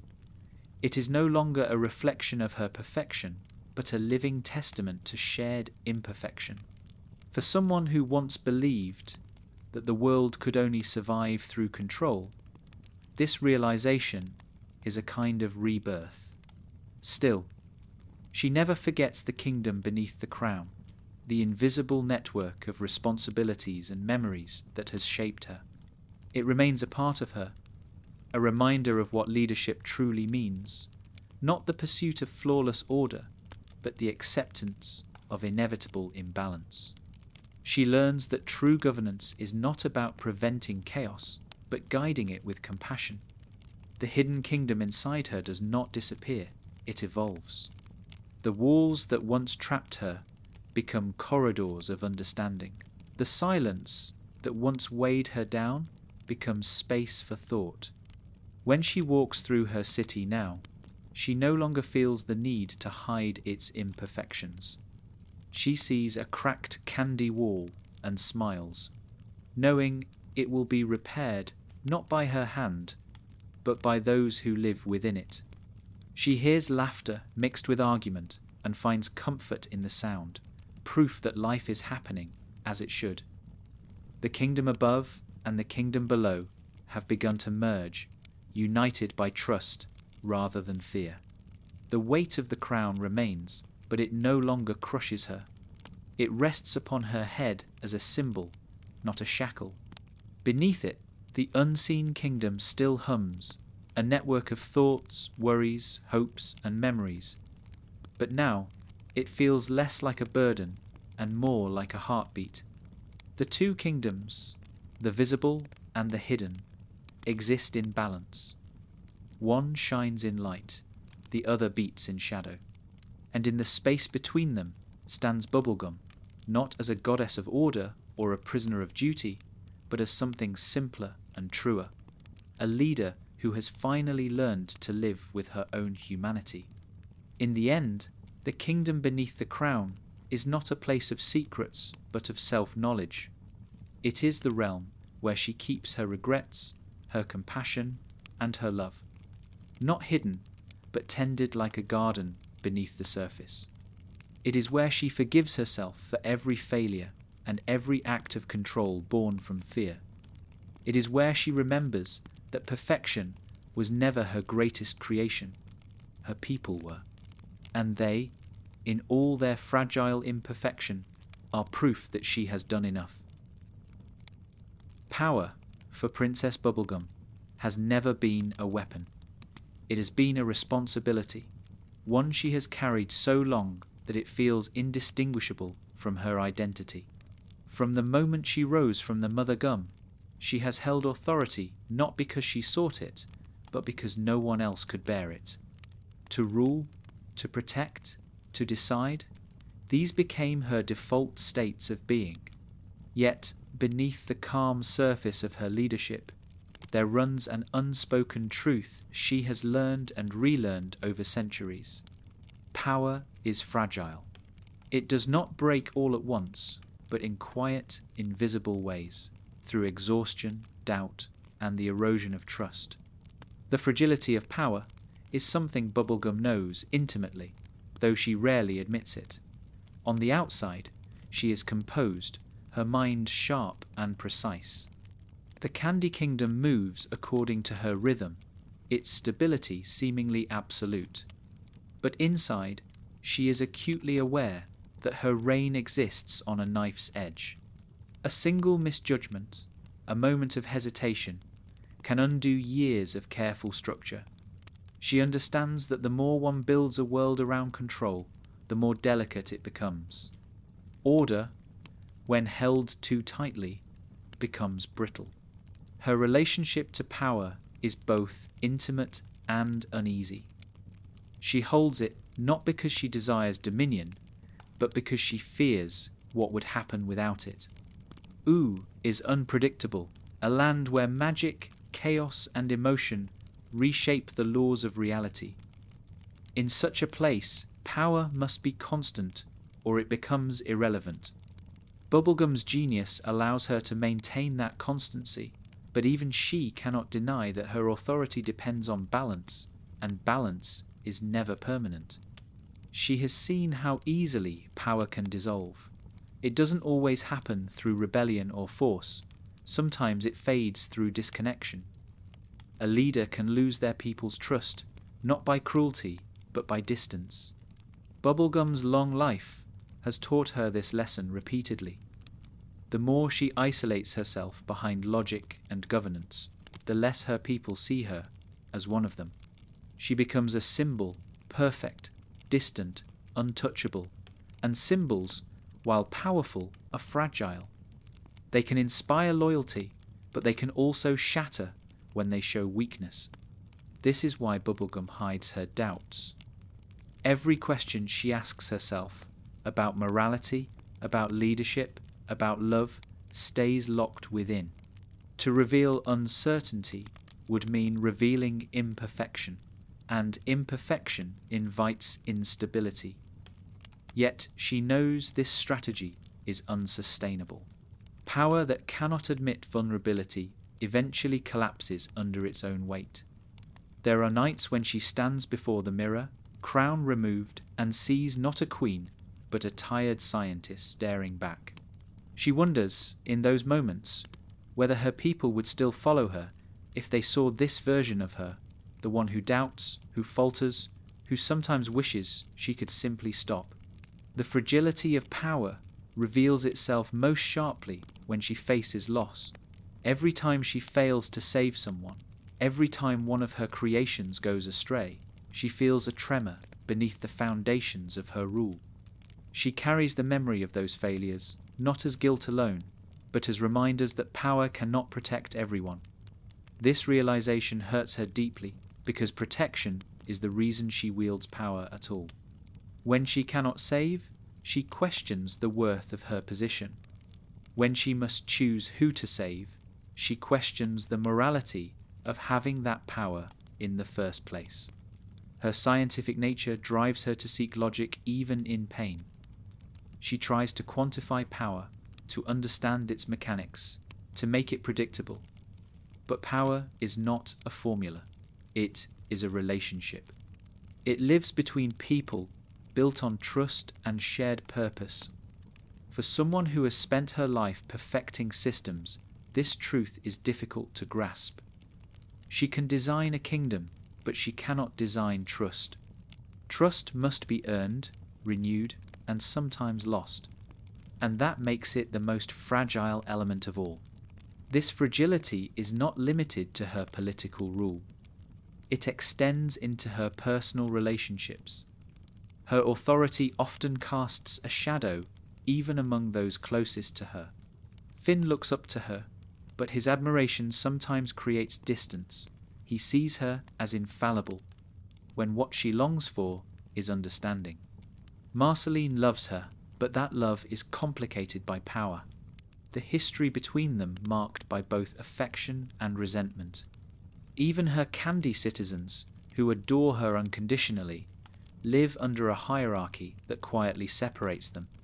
In every bond she forms, power hums beneath the surface, shaping the dynamic in ways she cannot escape.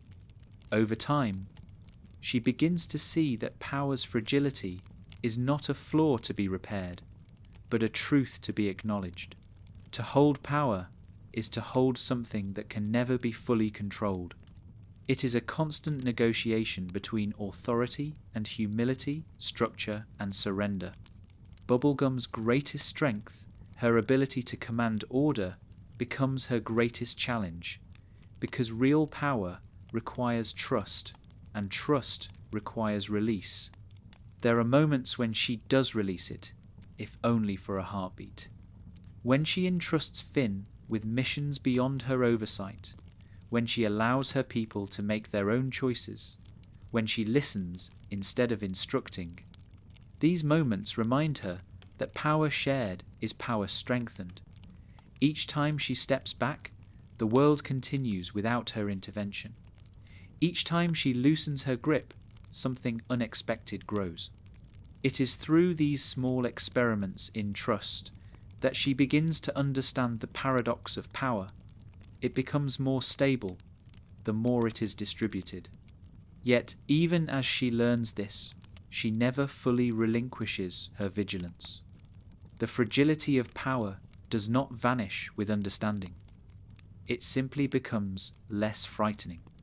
She accepts that to lead is to live in uncertainty, to make choices without guarantees, to balance compassion with consequence. Her reign becomes less about maintaining perfection and more about guiding imperfection with wisdom. The fragility of her power is also tied to her mortality, or rather, her strange relationship with it. As a being of candy biology and scientific reconstruction, her existence can be prolonged, even renewed. But time still touches her in other ways. Empires decay, friends fade, the landscape of Ooh changes.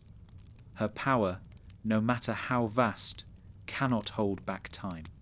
It can preserve structures, but not moments. This truth humbles her. It reminds her that leadership is temporary, even for those who seem eternal. In later years, she begins to view power less as possession and more as stewardship. She no longer clings to the illusion that she can control the destiny of her kingdom forever. Instead, She focuses on preparing others to continue what she began. Power, she realizes, must outlive the individual who holds it, not through dominance, but through continuity. She invests in teaching, in sharing her knowledge, in creating systems that can function without her.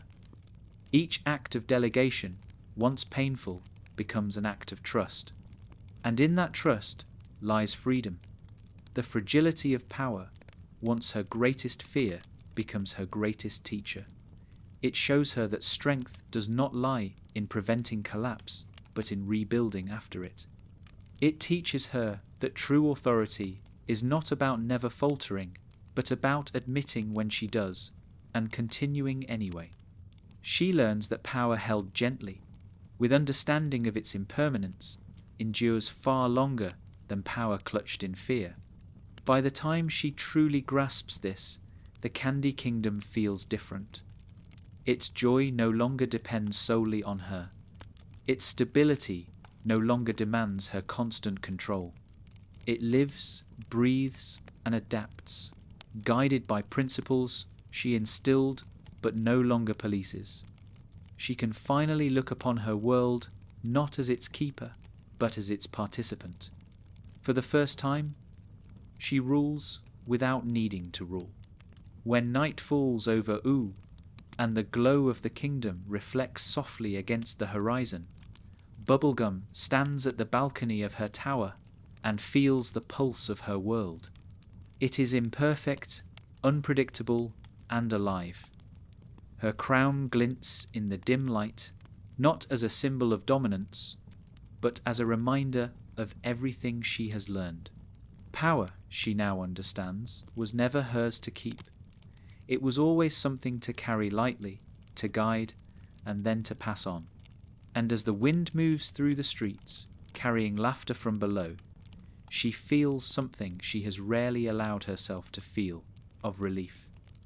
The kingdom does not need her in every moment anymore. It stands because it has learned to stand. The fragility she once feared has become resilience. The cracks she once tried to seal now let in the light. Her power, like the world it governs, was never meant to be perfect, only alive. And that, she finally realizes, is enough.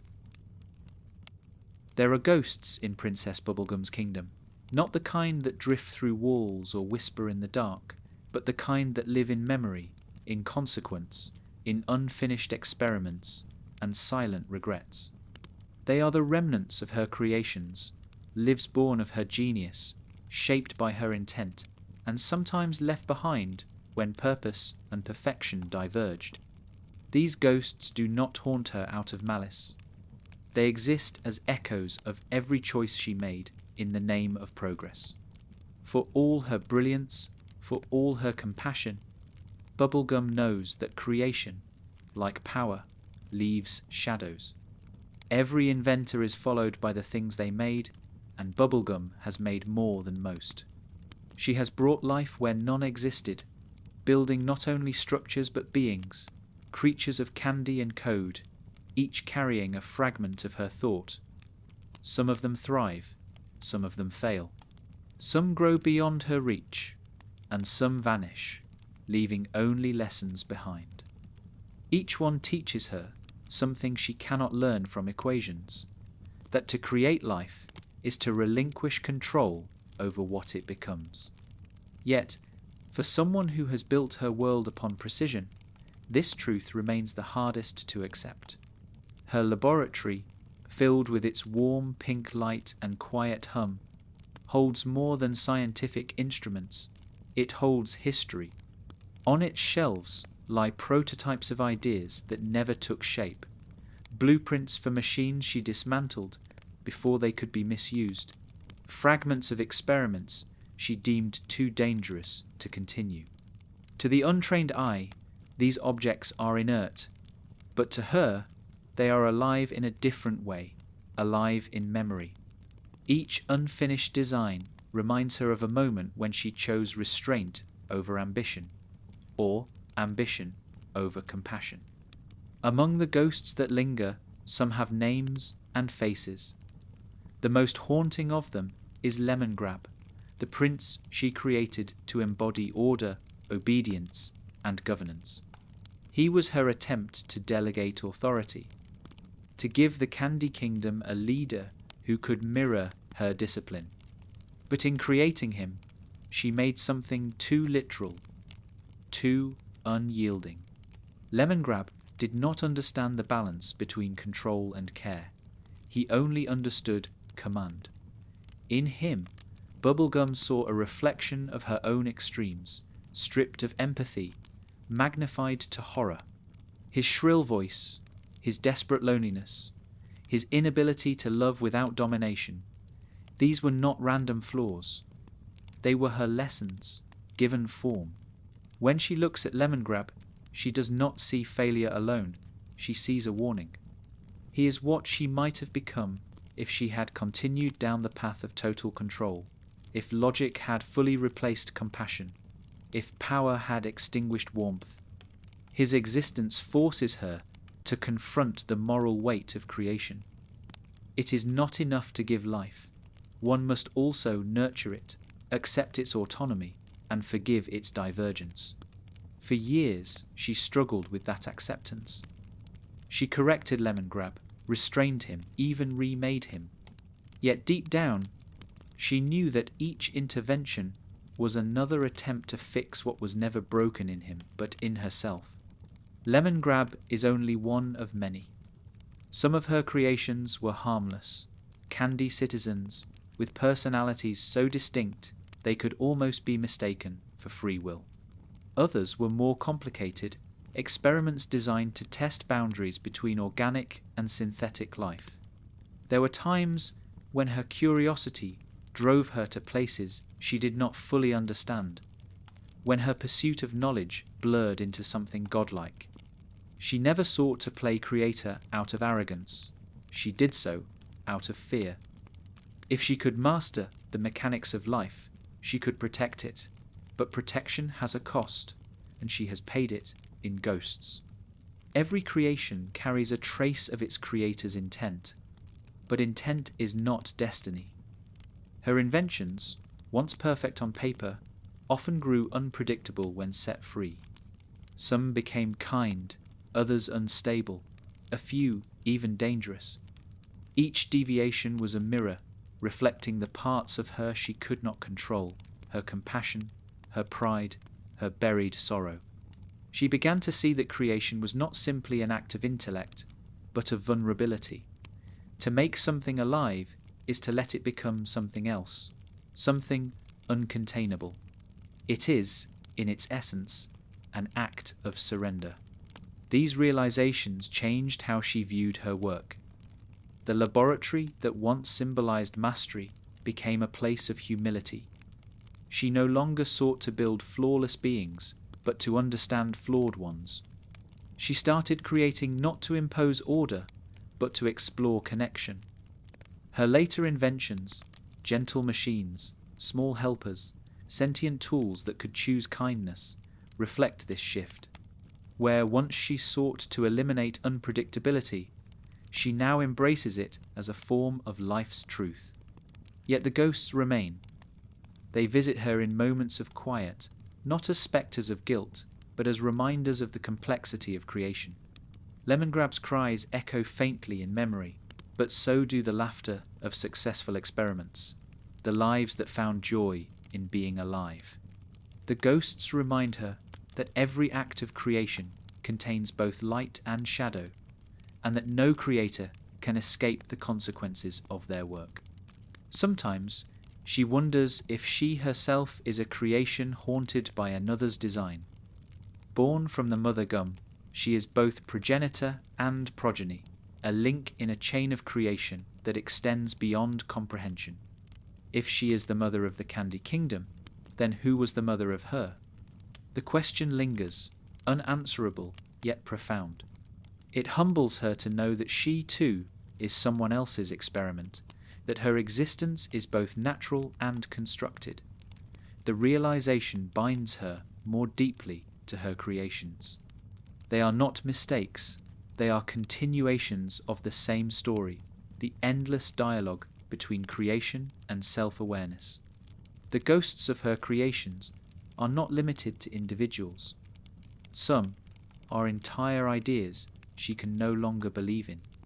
The idea of absolute control, the belief in perfection, the notion that love can be engineered, all are concepts she once pursued and has since outgrown. These too are ghosts, haunting her in subtler ways. They linger in her habits, in her tone of voice when she gives commands, in the way she still flinches when things deviate from plan. They are the residues of her former self, gently fading but never gone. With time, she learns to live with them. She stops trying to silence the ghosts and begins to listen to them. Each one speaks a truth she once denied, that creation is not ownership, that mistakes are not sins, that growth is not loss. The ghosts of her past creations become her teachers, guiding her toward a gentler kind of knowledge, the knowledge of coexistence. The Candy Kingdom, too, reflects this evolution. It becomes a more open place where life thrives beyond her control. New forms of candy life emerge, not all of them by her design. Instead of seeing them as anomalies, she celebrates them as signs of progress, evidence that her kingdom has become truly alive. The world she once micromanaged now surprises her, and she finds comfort in that surprise.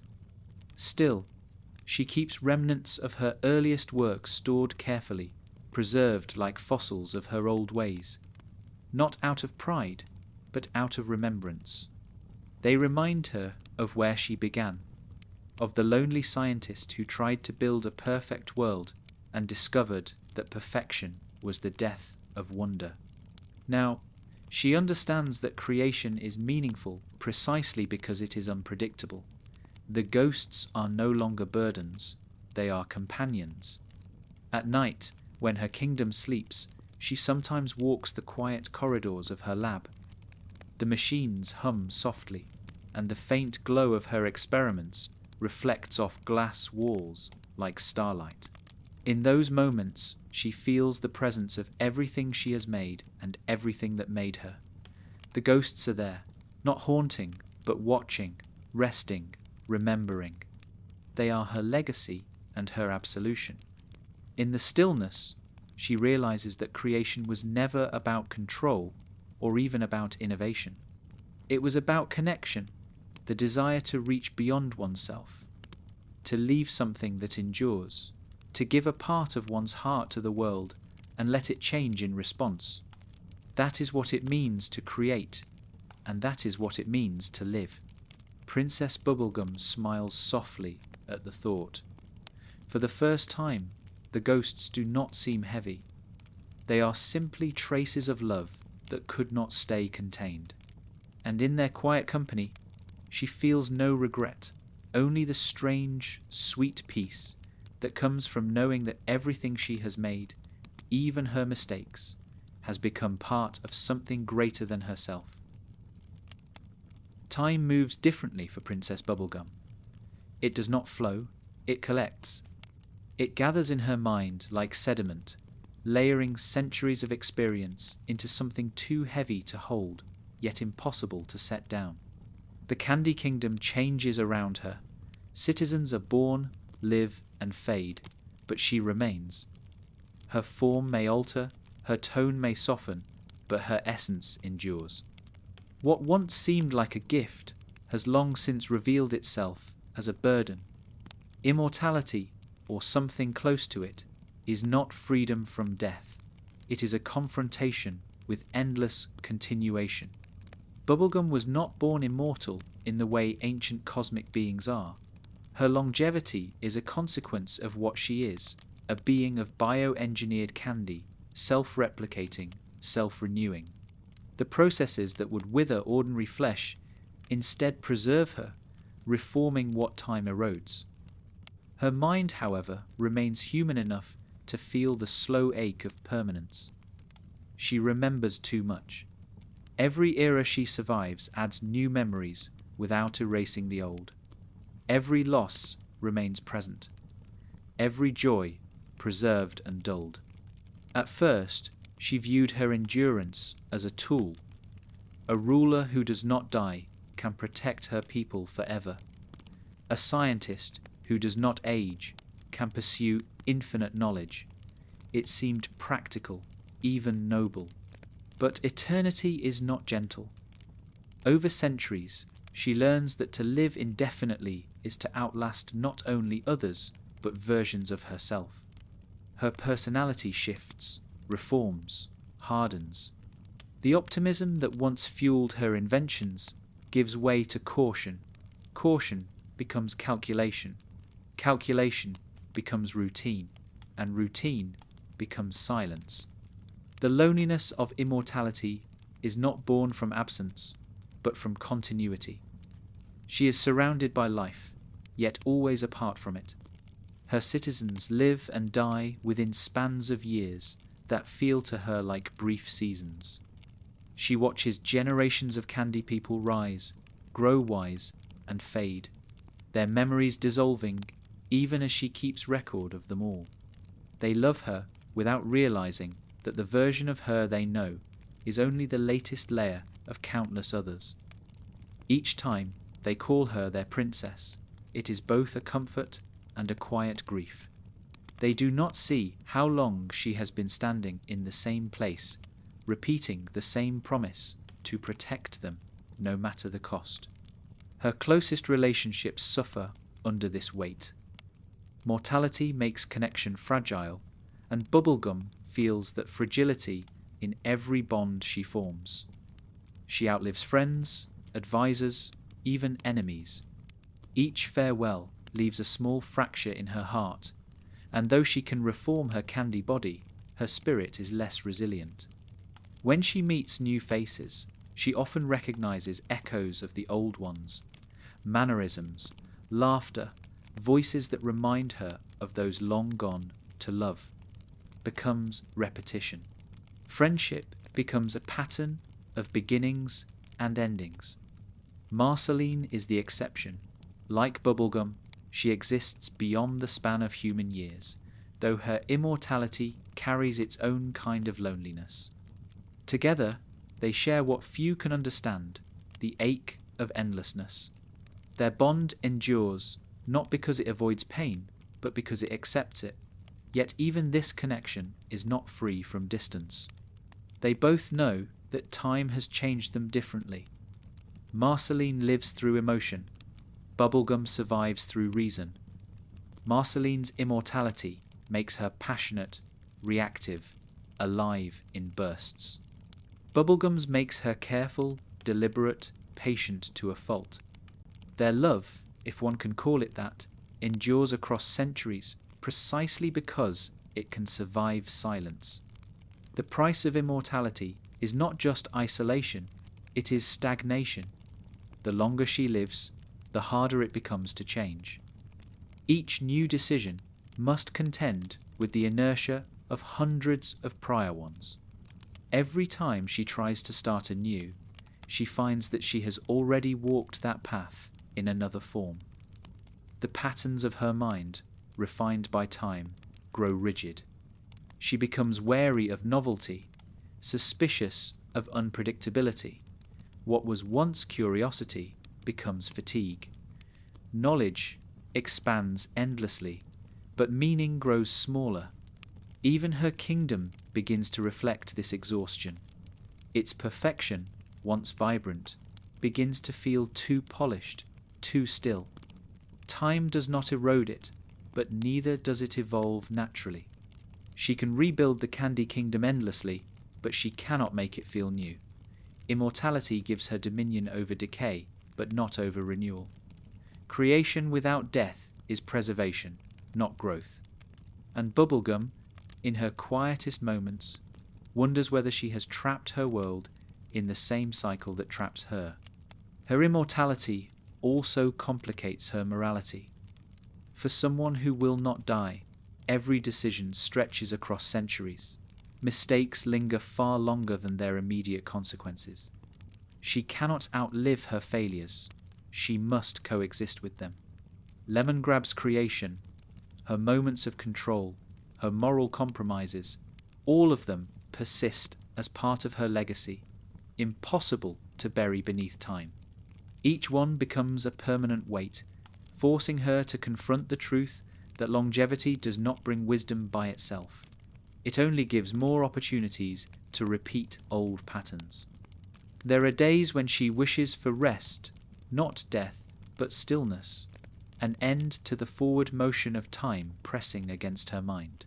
She wonders what it would be like to live a life measured not by centuries, but by fleeting moments, to love without calculation, to create without fear of regret, to wake knowing that the day's choices will not echo for 1,000 years, yet even as she dreams of finitude, she cannot let go of her duty. Immortality, to her, has become indistinguishable from responsibility.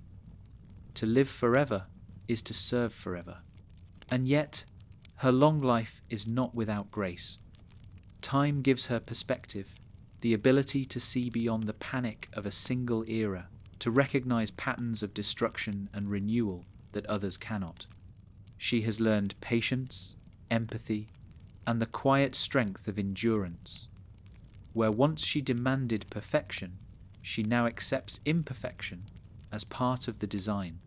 Where once she feared loss, she now honors it as proof of life's worth. Immortality, though cruel in its constancy, has taught her to see beauty not in permanence, but in persistence. Her immortality also connects her to U itself. She has become part of the planet's living memory, a witness to its cycles of decay and rebirth. She remembers the desolation that preceded the world's strange rebirth, and she has watched civilizations rise from its soil like flowers blooming from ash. She has seen magic fade and return, seen friendships ripple across centuries. She is, in her way, a custodian of continuity, a thread weaving the chaos of time into coherence. But continuity is not the same as comfort. The burden of memory often presses too heavily on her mind. There are days when she forgets which century certain events belong to, when the past feels closer than the present. The boundaries between now and then blur, and she finds herself haunted not by ghosts of creation alone, but by the ghosts of herself. The earlier versions who laughed more easily, who feared less, who still believed that knowledge could fix everything. Over time, she begins to make peace with those ghosts too. She learns that immortality does not have to mean unchanging. Each version of herself is still part of her, layered but alive. Growth, she realizes, can happen even within eternity, not as reinvention, but as refinement. The secret to surviving forever is not to resist change, but to allow small changes to accumulate like drops of color in water. Slowly, imperceptibly, they transform her. By the time the centuries stretch into the far future, Bubblegum's understanding of immortality has softened. She no longer sees it as a punishment or a prize.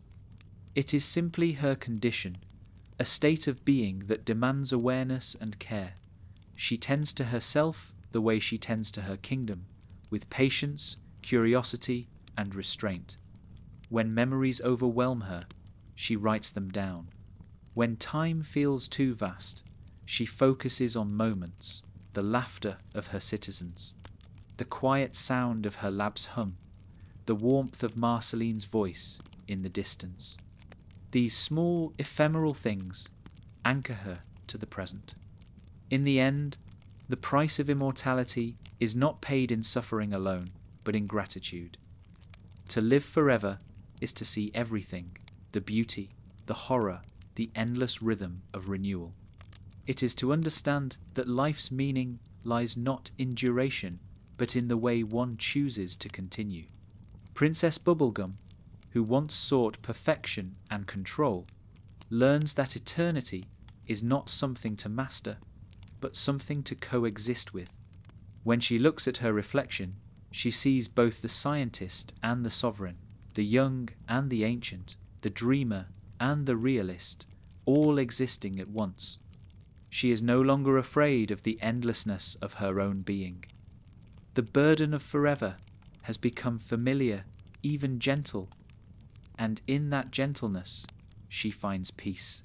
For a ruler who has outlasted worlds, that peace is everything.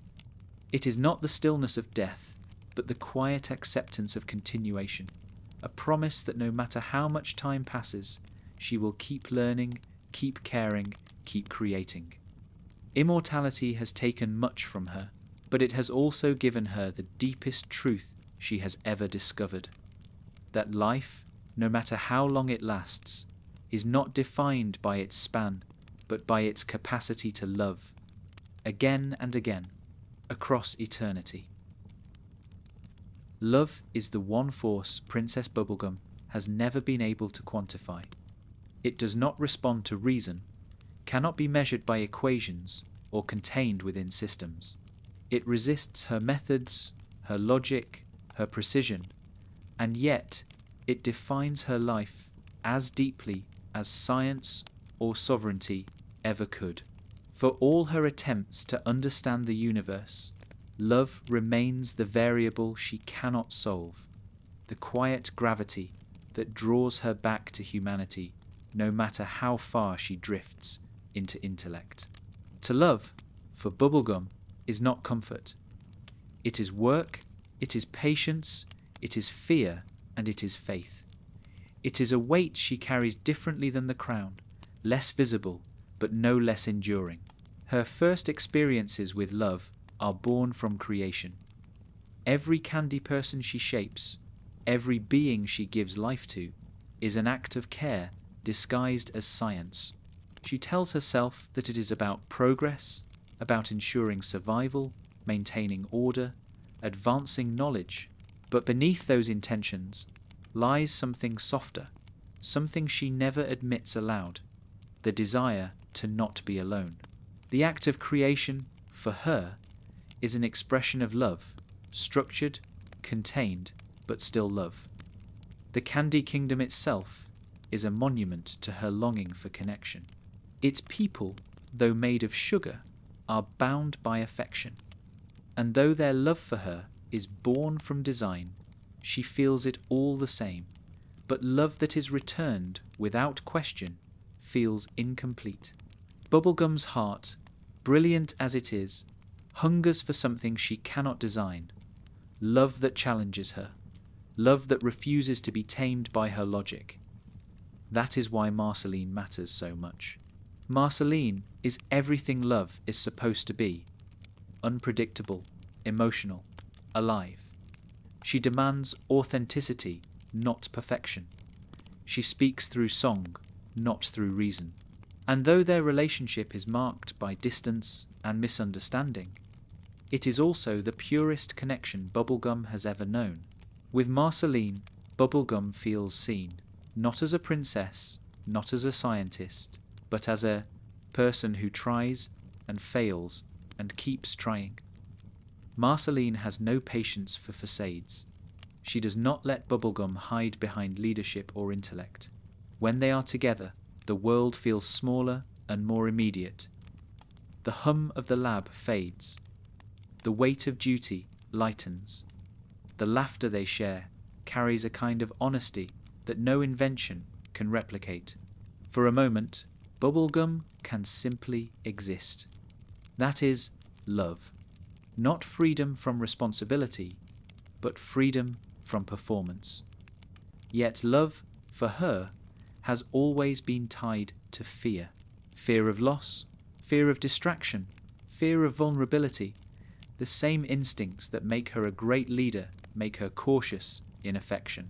To love openly is to relinquish control, to allow another person to affect the stability she fights so hard to maintain. So even when her feelings are deep, her expression of them is measured. She loves through actions, not words, through protection, not exposure.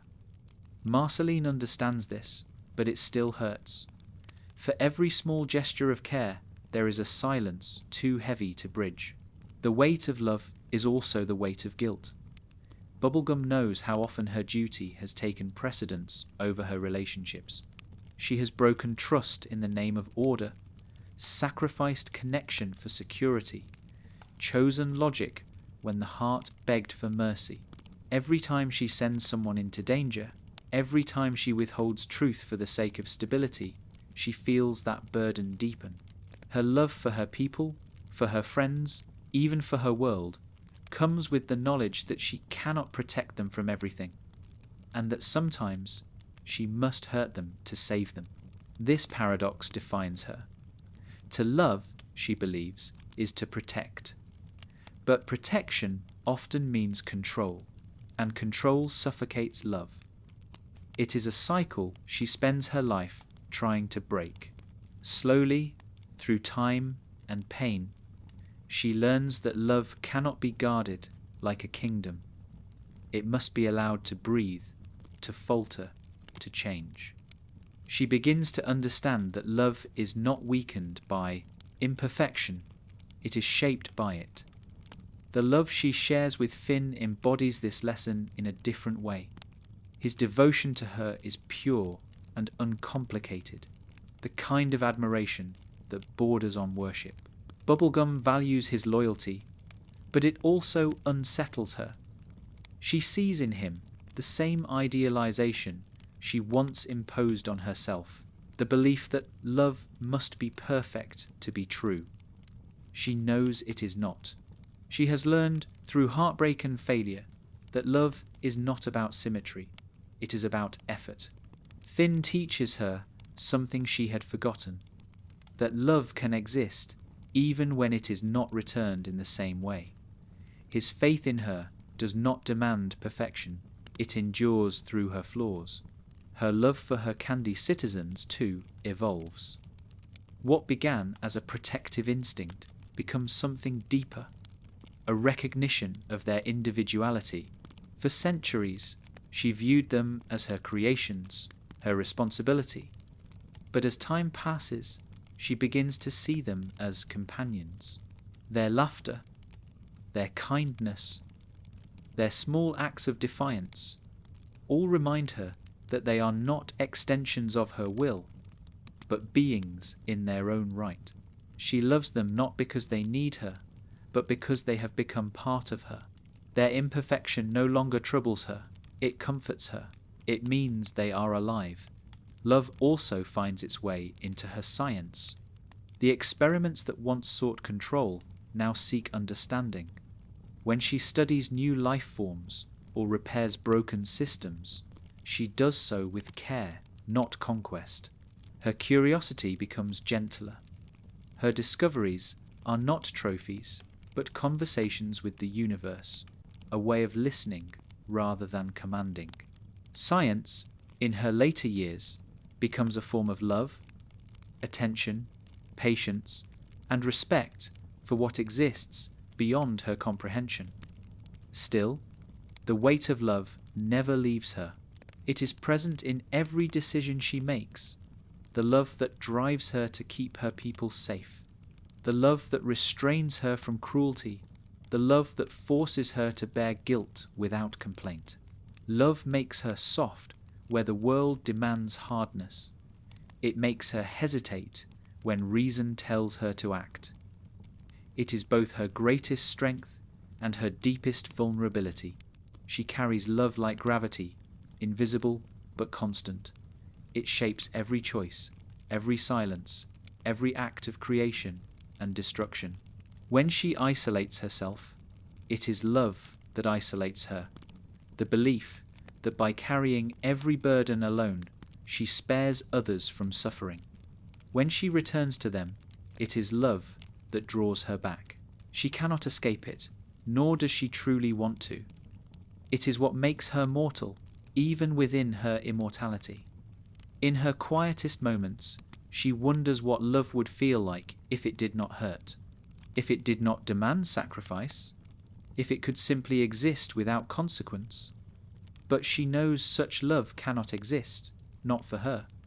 The depth of her feeling is measured by the weight it carries. She does not love lightly. She never has. As centuries pass, her understanding of love grows simpler. She stops trying to define it. She stops trying to protect it. She learns to let it exist in all its forms, messy, uneven, fleeting, eternal. Sometimes it is a song shared across years. Sometimes it is the trust between ruler and citizen. Sometimes it is a moment of laughter in a lab full of ghosts. Love is not something she can solve. It is something she can choose, again and again, in every small act of care. And so, when the weight feels heavy, she does not resent it. She carries it the way she carries her crown, with quiet endurance. She understands now that love's gravity is not meant to crush her. It is meant to keep her grounded. It binds her to her world, to her people, to herself. It reminds her that even the most brilliant mind is still a heart trying to understand what it means to belong. Love, she realizes, is not the opposite of logic. It is its foundation. It is the impulse behind every experiment, every invention, every act of preservation. Without love, there would be no kingdom, no science, no reason to endure. Love is the first principle, the element that makes everything else matter. Princess Bubblegum will always carry the weight of love. It will never grow lighter, but it will grow familiar, and as long as she bears it, she will never be alone. For Princess Bubblegum, logic has always been both compass and shield. It is the language she speaks most fluently, the tool she uses to keep the world from slipping into chaos.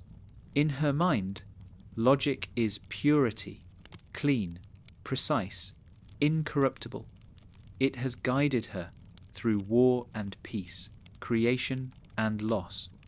It is the reason she has survived when emotion might have undone her. But as time passes, she begins to see the cracks in her own reasoning. Logic, though reliable, cannot explain everything. It cannot comfort the grieving. It cannot forgive.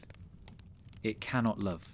There comes a point where logic fails, not because it is wrong, but because it is incomplete.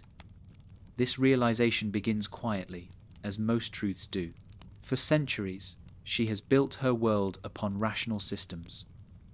Every problem, no matter how large, can be reduced to parts, to cause and effect, to something she can measure or solve. When something breaks, she fixes it. When someone falters, she compensates. Logic keeps everything moving, keeps her from falling apart. It is her armor, and like all armor, it eventually grows heavy. The failure of logic reveals itself not through catastrophe, but through stillness. There are moments when she solves a problem perfectly and feels nothing. A new invention succeeds, a crisis is averted, a plan functions exactly as intended, yet the satisfaction she expects never arrives.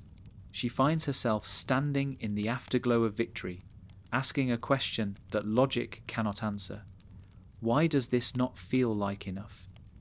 The answer, though she resists it, lies in the limitations of reason. Logic is excellent at understanding the how of things, how molecules bind, how systems sustain, how life continues. But it cannot reach the why. It cannot explain why beauty exists, why kindness matters, why loss hurts. Logic can describe love in chemical terms, but it cannot describe the way it changes her heart when she hears Marceline sing. It can define life, but not the feeling of watching her. People dance beneath the candy lights. It can predict outcomes, but not meaning. At first, she tries to deny this limitation. She doubles down on her work, seeking patterns that might fill the void. If logic cannot find meaning, perhaps it can build one. She refines her experiments, organizes her kingdom, with even greater precision, constructs new systems of governance designed to minimize failure. Yet each refinement makes her world colder, emptier. The more she perfects her systems, the less she recognizes herself in them. The kingdom runs smoothly, but she feels like a ghost within it, a mind detached from its own creation. It is then she begins to see the failure not as a flaw in logic itself, but in her dependence on it. Logic was never meant to carry the weight of the heart. It was meant to serve it. The realization frightens her at first. For so long, emotion has represented chaos, the unpredictable force that undid empires and broke friendships. But she can no longer deny what her own experience proves, that the world cannot be sustained by reason alone. A kingdom without warmth may survive, but it cannot live. The failure of logic becomes clearest when she faces loss. No calculation can make sense of grief. No formula can reverse it. When she loses someone, a friend, a creation, even a version of herself, she feels the sharp contradiction between knowledge and pain. She understands intellectually that death is natural, that time reshapes all things, yet the ache remains, untouched by reason. Grief does not care about logic. It cares only about love, and love, as she has learned, does not yield to explanation. She begins to see that logic has always failed her in the same way it fails everyone. It can describe the universe, but it cannot justify it. It tells her how to move forward, but not why to keep going. It gives her structure, but not peace. For a being like Bubblegum, rational, immortal, endlessly disciplined, this is the most profound failure imaginable. And yet, it is also the beginning of wisdom. Over time, she learns to make peace with the incompleteness of logic. She does not abandon it, she reframes it. Logic becomes not an end, but a means, a tool for navigating mystery rather than erasing it. She begins to find beauty in what cannot be explained. When she looks at the stars above Oo, she no longer wonders only about their chemical composition. She wonders about their silence, about the way their light travels through time, carrying echoes of long-dead worlds.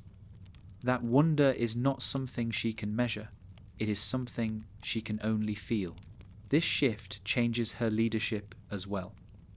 Where she once demanded efficiency, she now allows imperfection.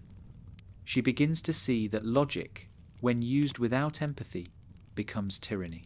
It makes decisions easy, but consequences hollow. She had spent centuries believing that perfect governance required eliminating emotion from rule, that sentiment clouded judgment. Now she understands that sentiment is judgment. Compassion, forgiveness, and intuition are forms of wisdom logic cannot replicate. Her scientific mind adapts. Experiments once designed to prove certainty become explorations of uncertainty. She learns to value discovery over control, process over outcome. When she teaches young scientists, she tells them not just to test, but to listen. Logic, she says to them, is the light we carry into the dark. But we cannot forget that the dark is what makes the light visible. In her later years, this becomes her philosophy, a belief that logic and emotion are not opposites, but partners. The greatest lesson she learns from the failure of logic is humility. For someone who has built an entire world with her intellect, humility is rare and hard-earned. But it is through humility that she reconnects with what she once lost, wonder. The realization that even her vast mind cannot comprehend everything fills her not with despair, but with awe. To not know is no longer failure. It is invitation. The unknown becomes her companion rather than her enemy. This change ripples through her relationships.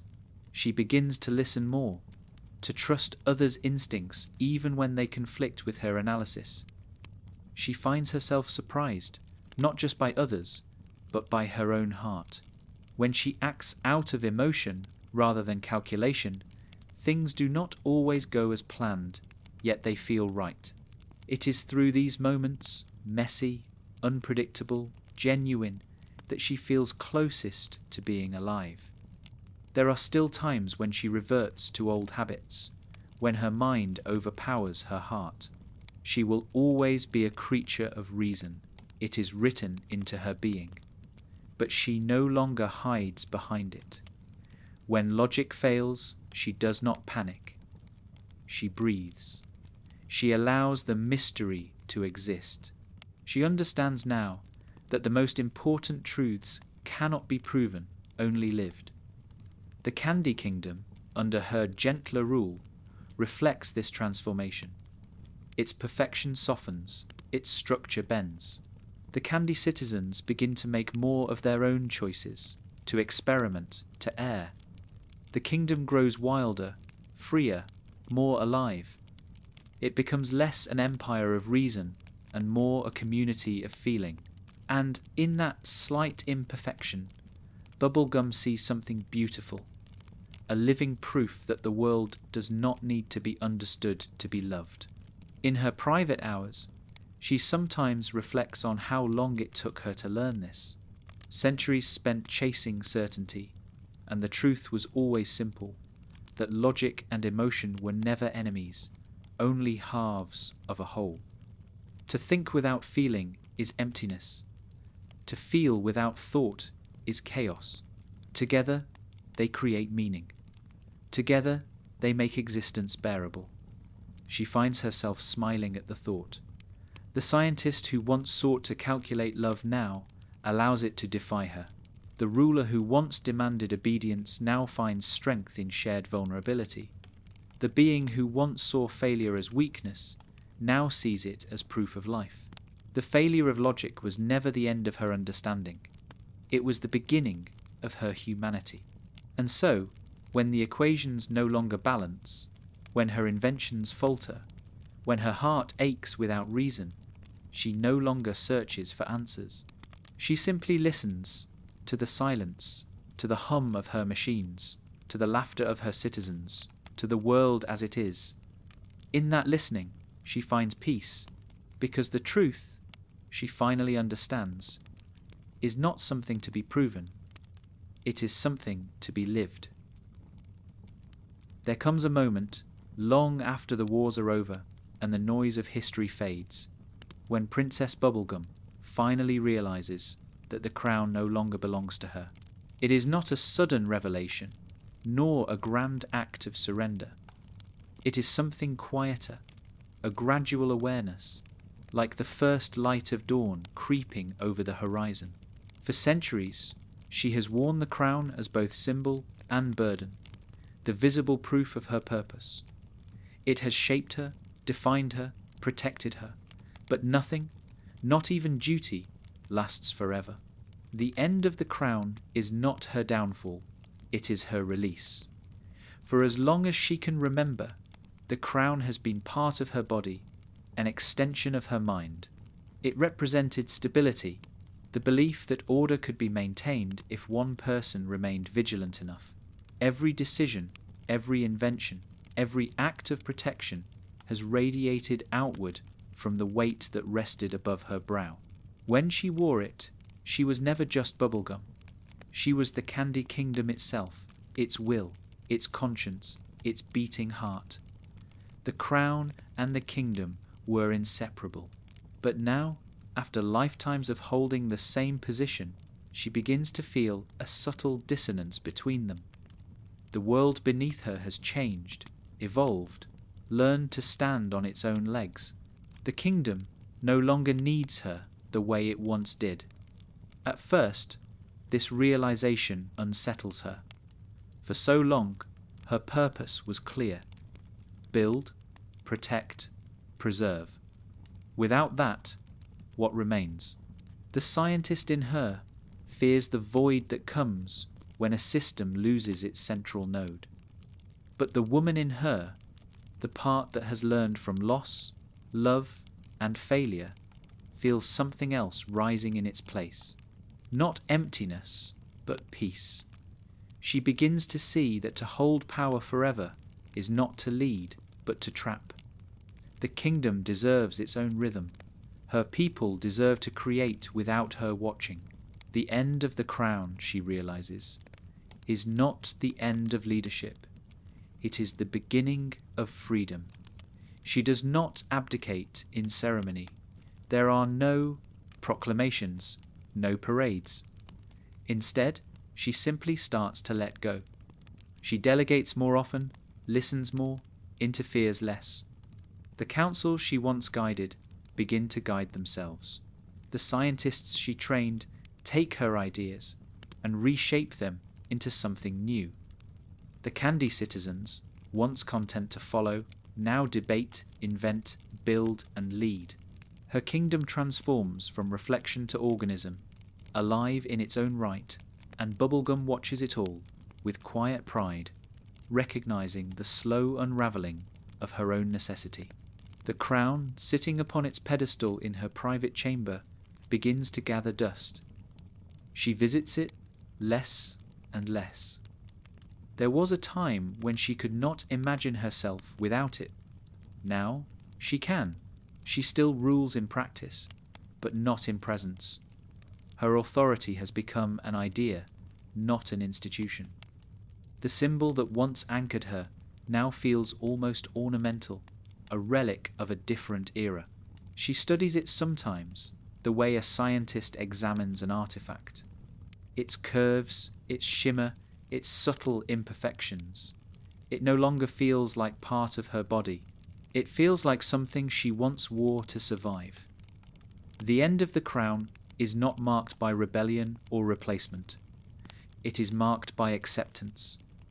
The Candy Kingdom does not fall when she steps back. It flourishes. Its citizens do not mourn her lessened presence. They honour it by building upon it.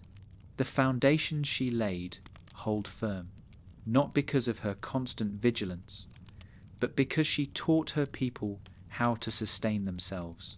They have inherited not just her intelligence, but her curiosity, her empathy, her discipline. The scientist in her could not have designed a better legacy, a world that no longer depends on its creator to endure. She begins to wander beyond the walls of the kingdom, something she has rarely done without purpose. The landscapes of Oo are familiar and alien all at once. Forests that have regrown, rivers that have shifted, ruins that have become gardens. She sees traces of her past work, scattered. Across the land, inventions left behind, fragments of history folded into the living world.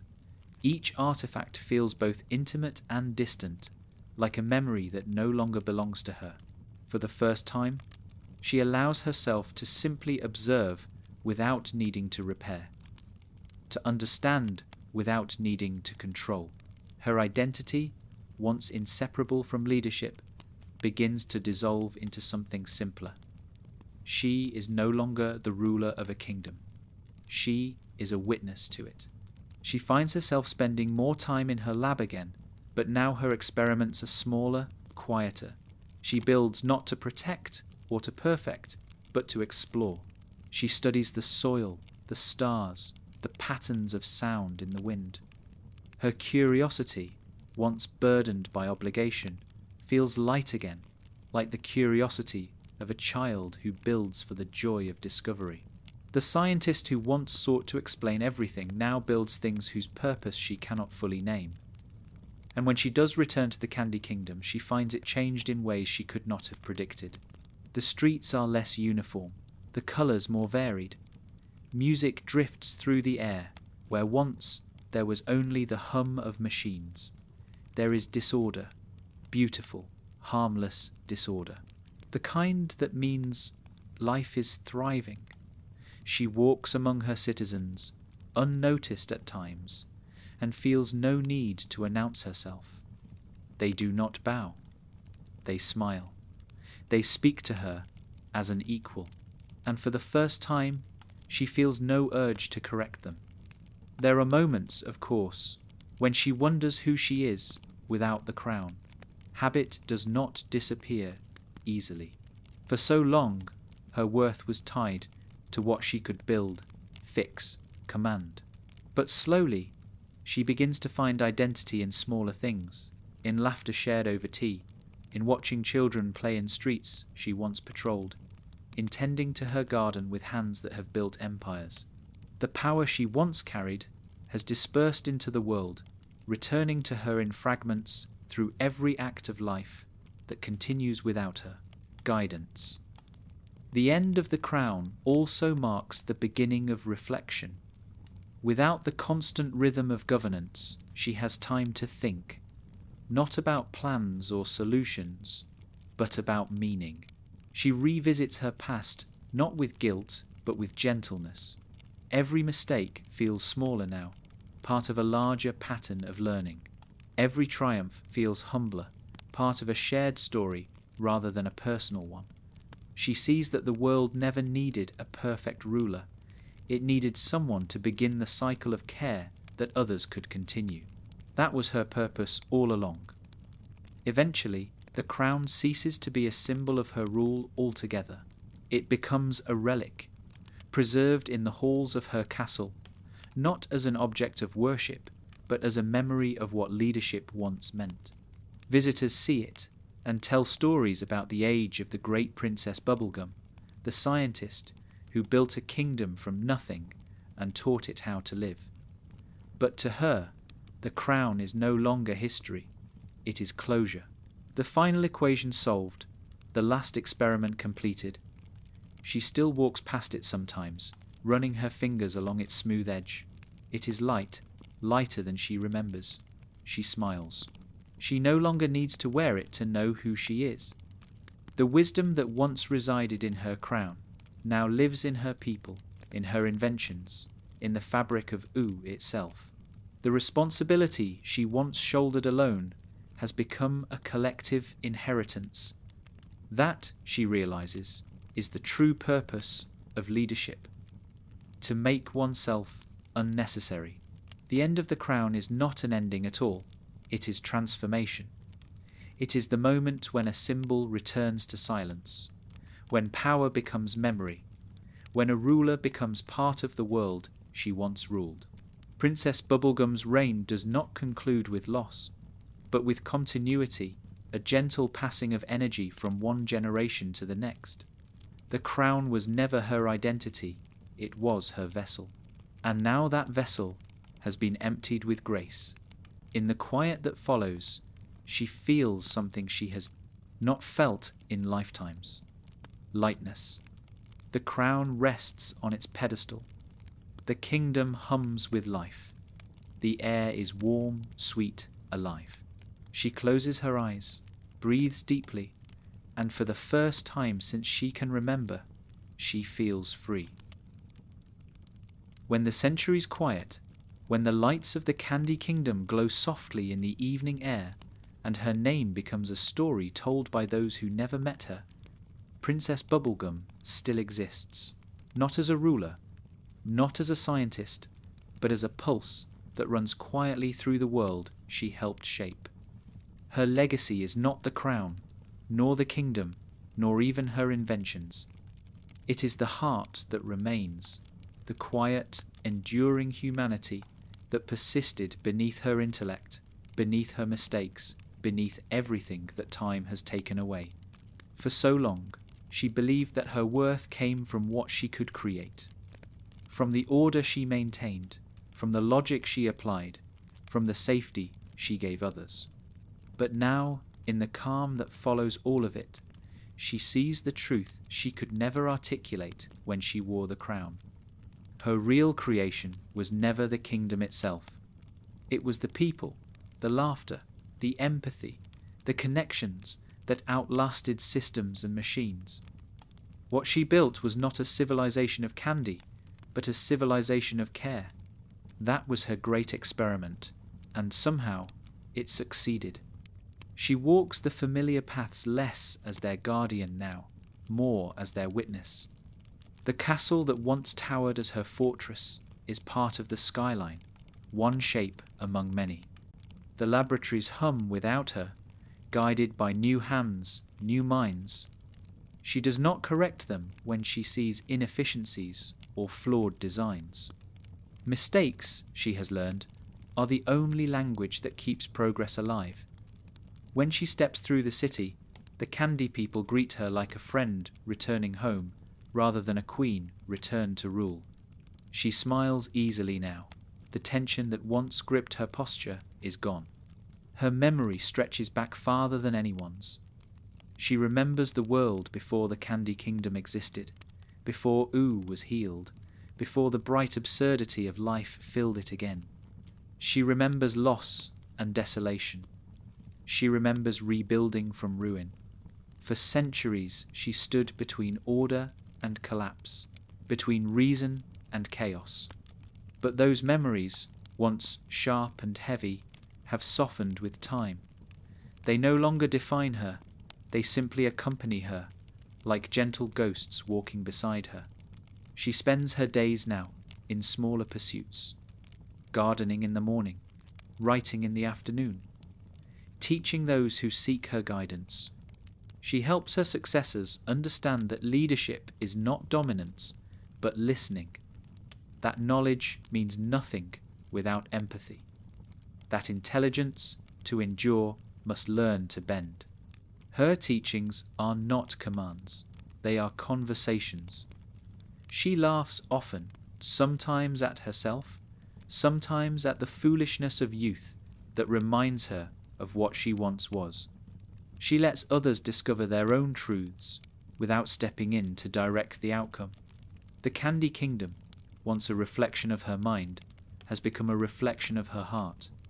And when night falls, she often sits on her balcony and looks out across Ooh. The stars shimmer faintly, familiar yet ever-changing. Somewhere out there, Marceline's song drifts through the air, soft, unhurried, timeless. The sound finds her no matter how far apart they are.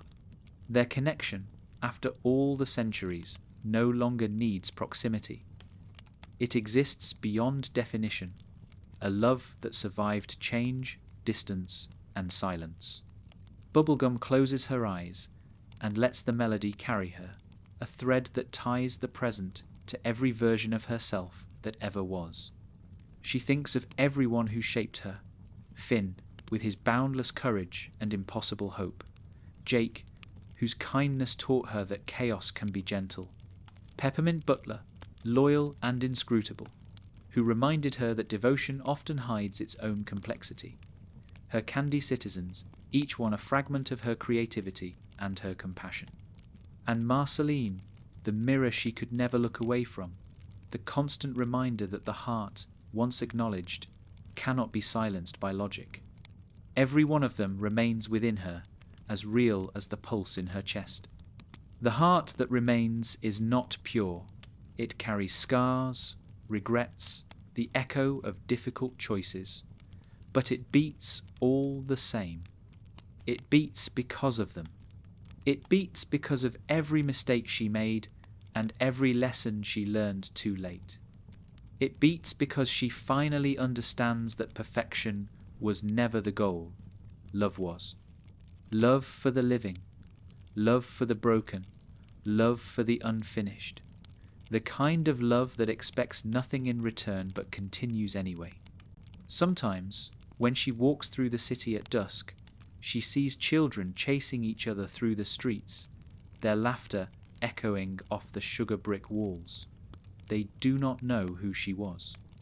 To them, she is an old woman, with kind eyes and strange stories about the early days. She watches them and feels something beyond pride, something closer to wonder. This, she realizes, is the truest form of legacy, to be forgotten not because you were unimportant, but because the world no longer needs to remember you to continue what you began. In the lab that once consumed her life, there is a journal she keeps now. Not of formulas or blueprints, but of thoughts, reflections, fragments of understanding that arrive like whispers. She writes not to preserve knowledge, but to give it away. Her words are simple. The universe is not meant to be solved, it is meant to be felt. Every entry is an act of release. Every sentence a farewell to the woman she used to be. As the years continue their endless rhythm, she finds herself thinking less about the past and more about the small miracles of the present. The way the sunrise glows against the candy spires. The way her people sing when they work. The way imperfection hums softly through everything she touches. Each moment feels enough on its own, no longer something to analyze, but something to experience.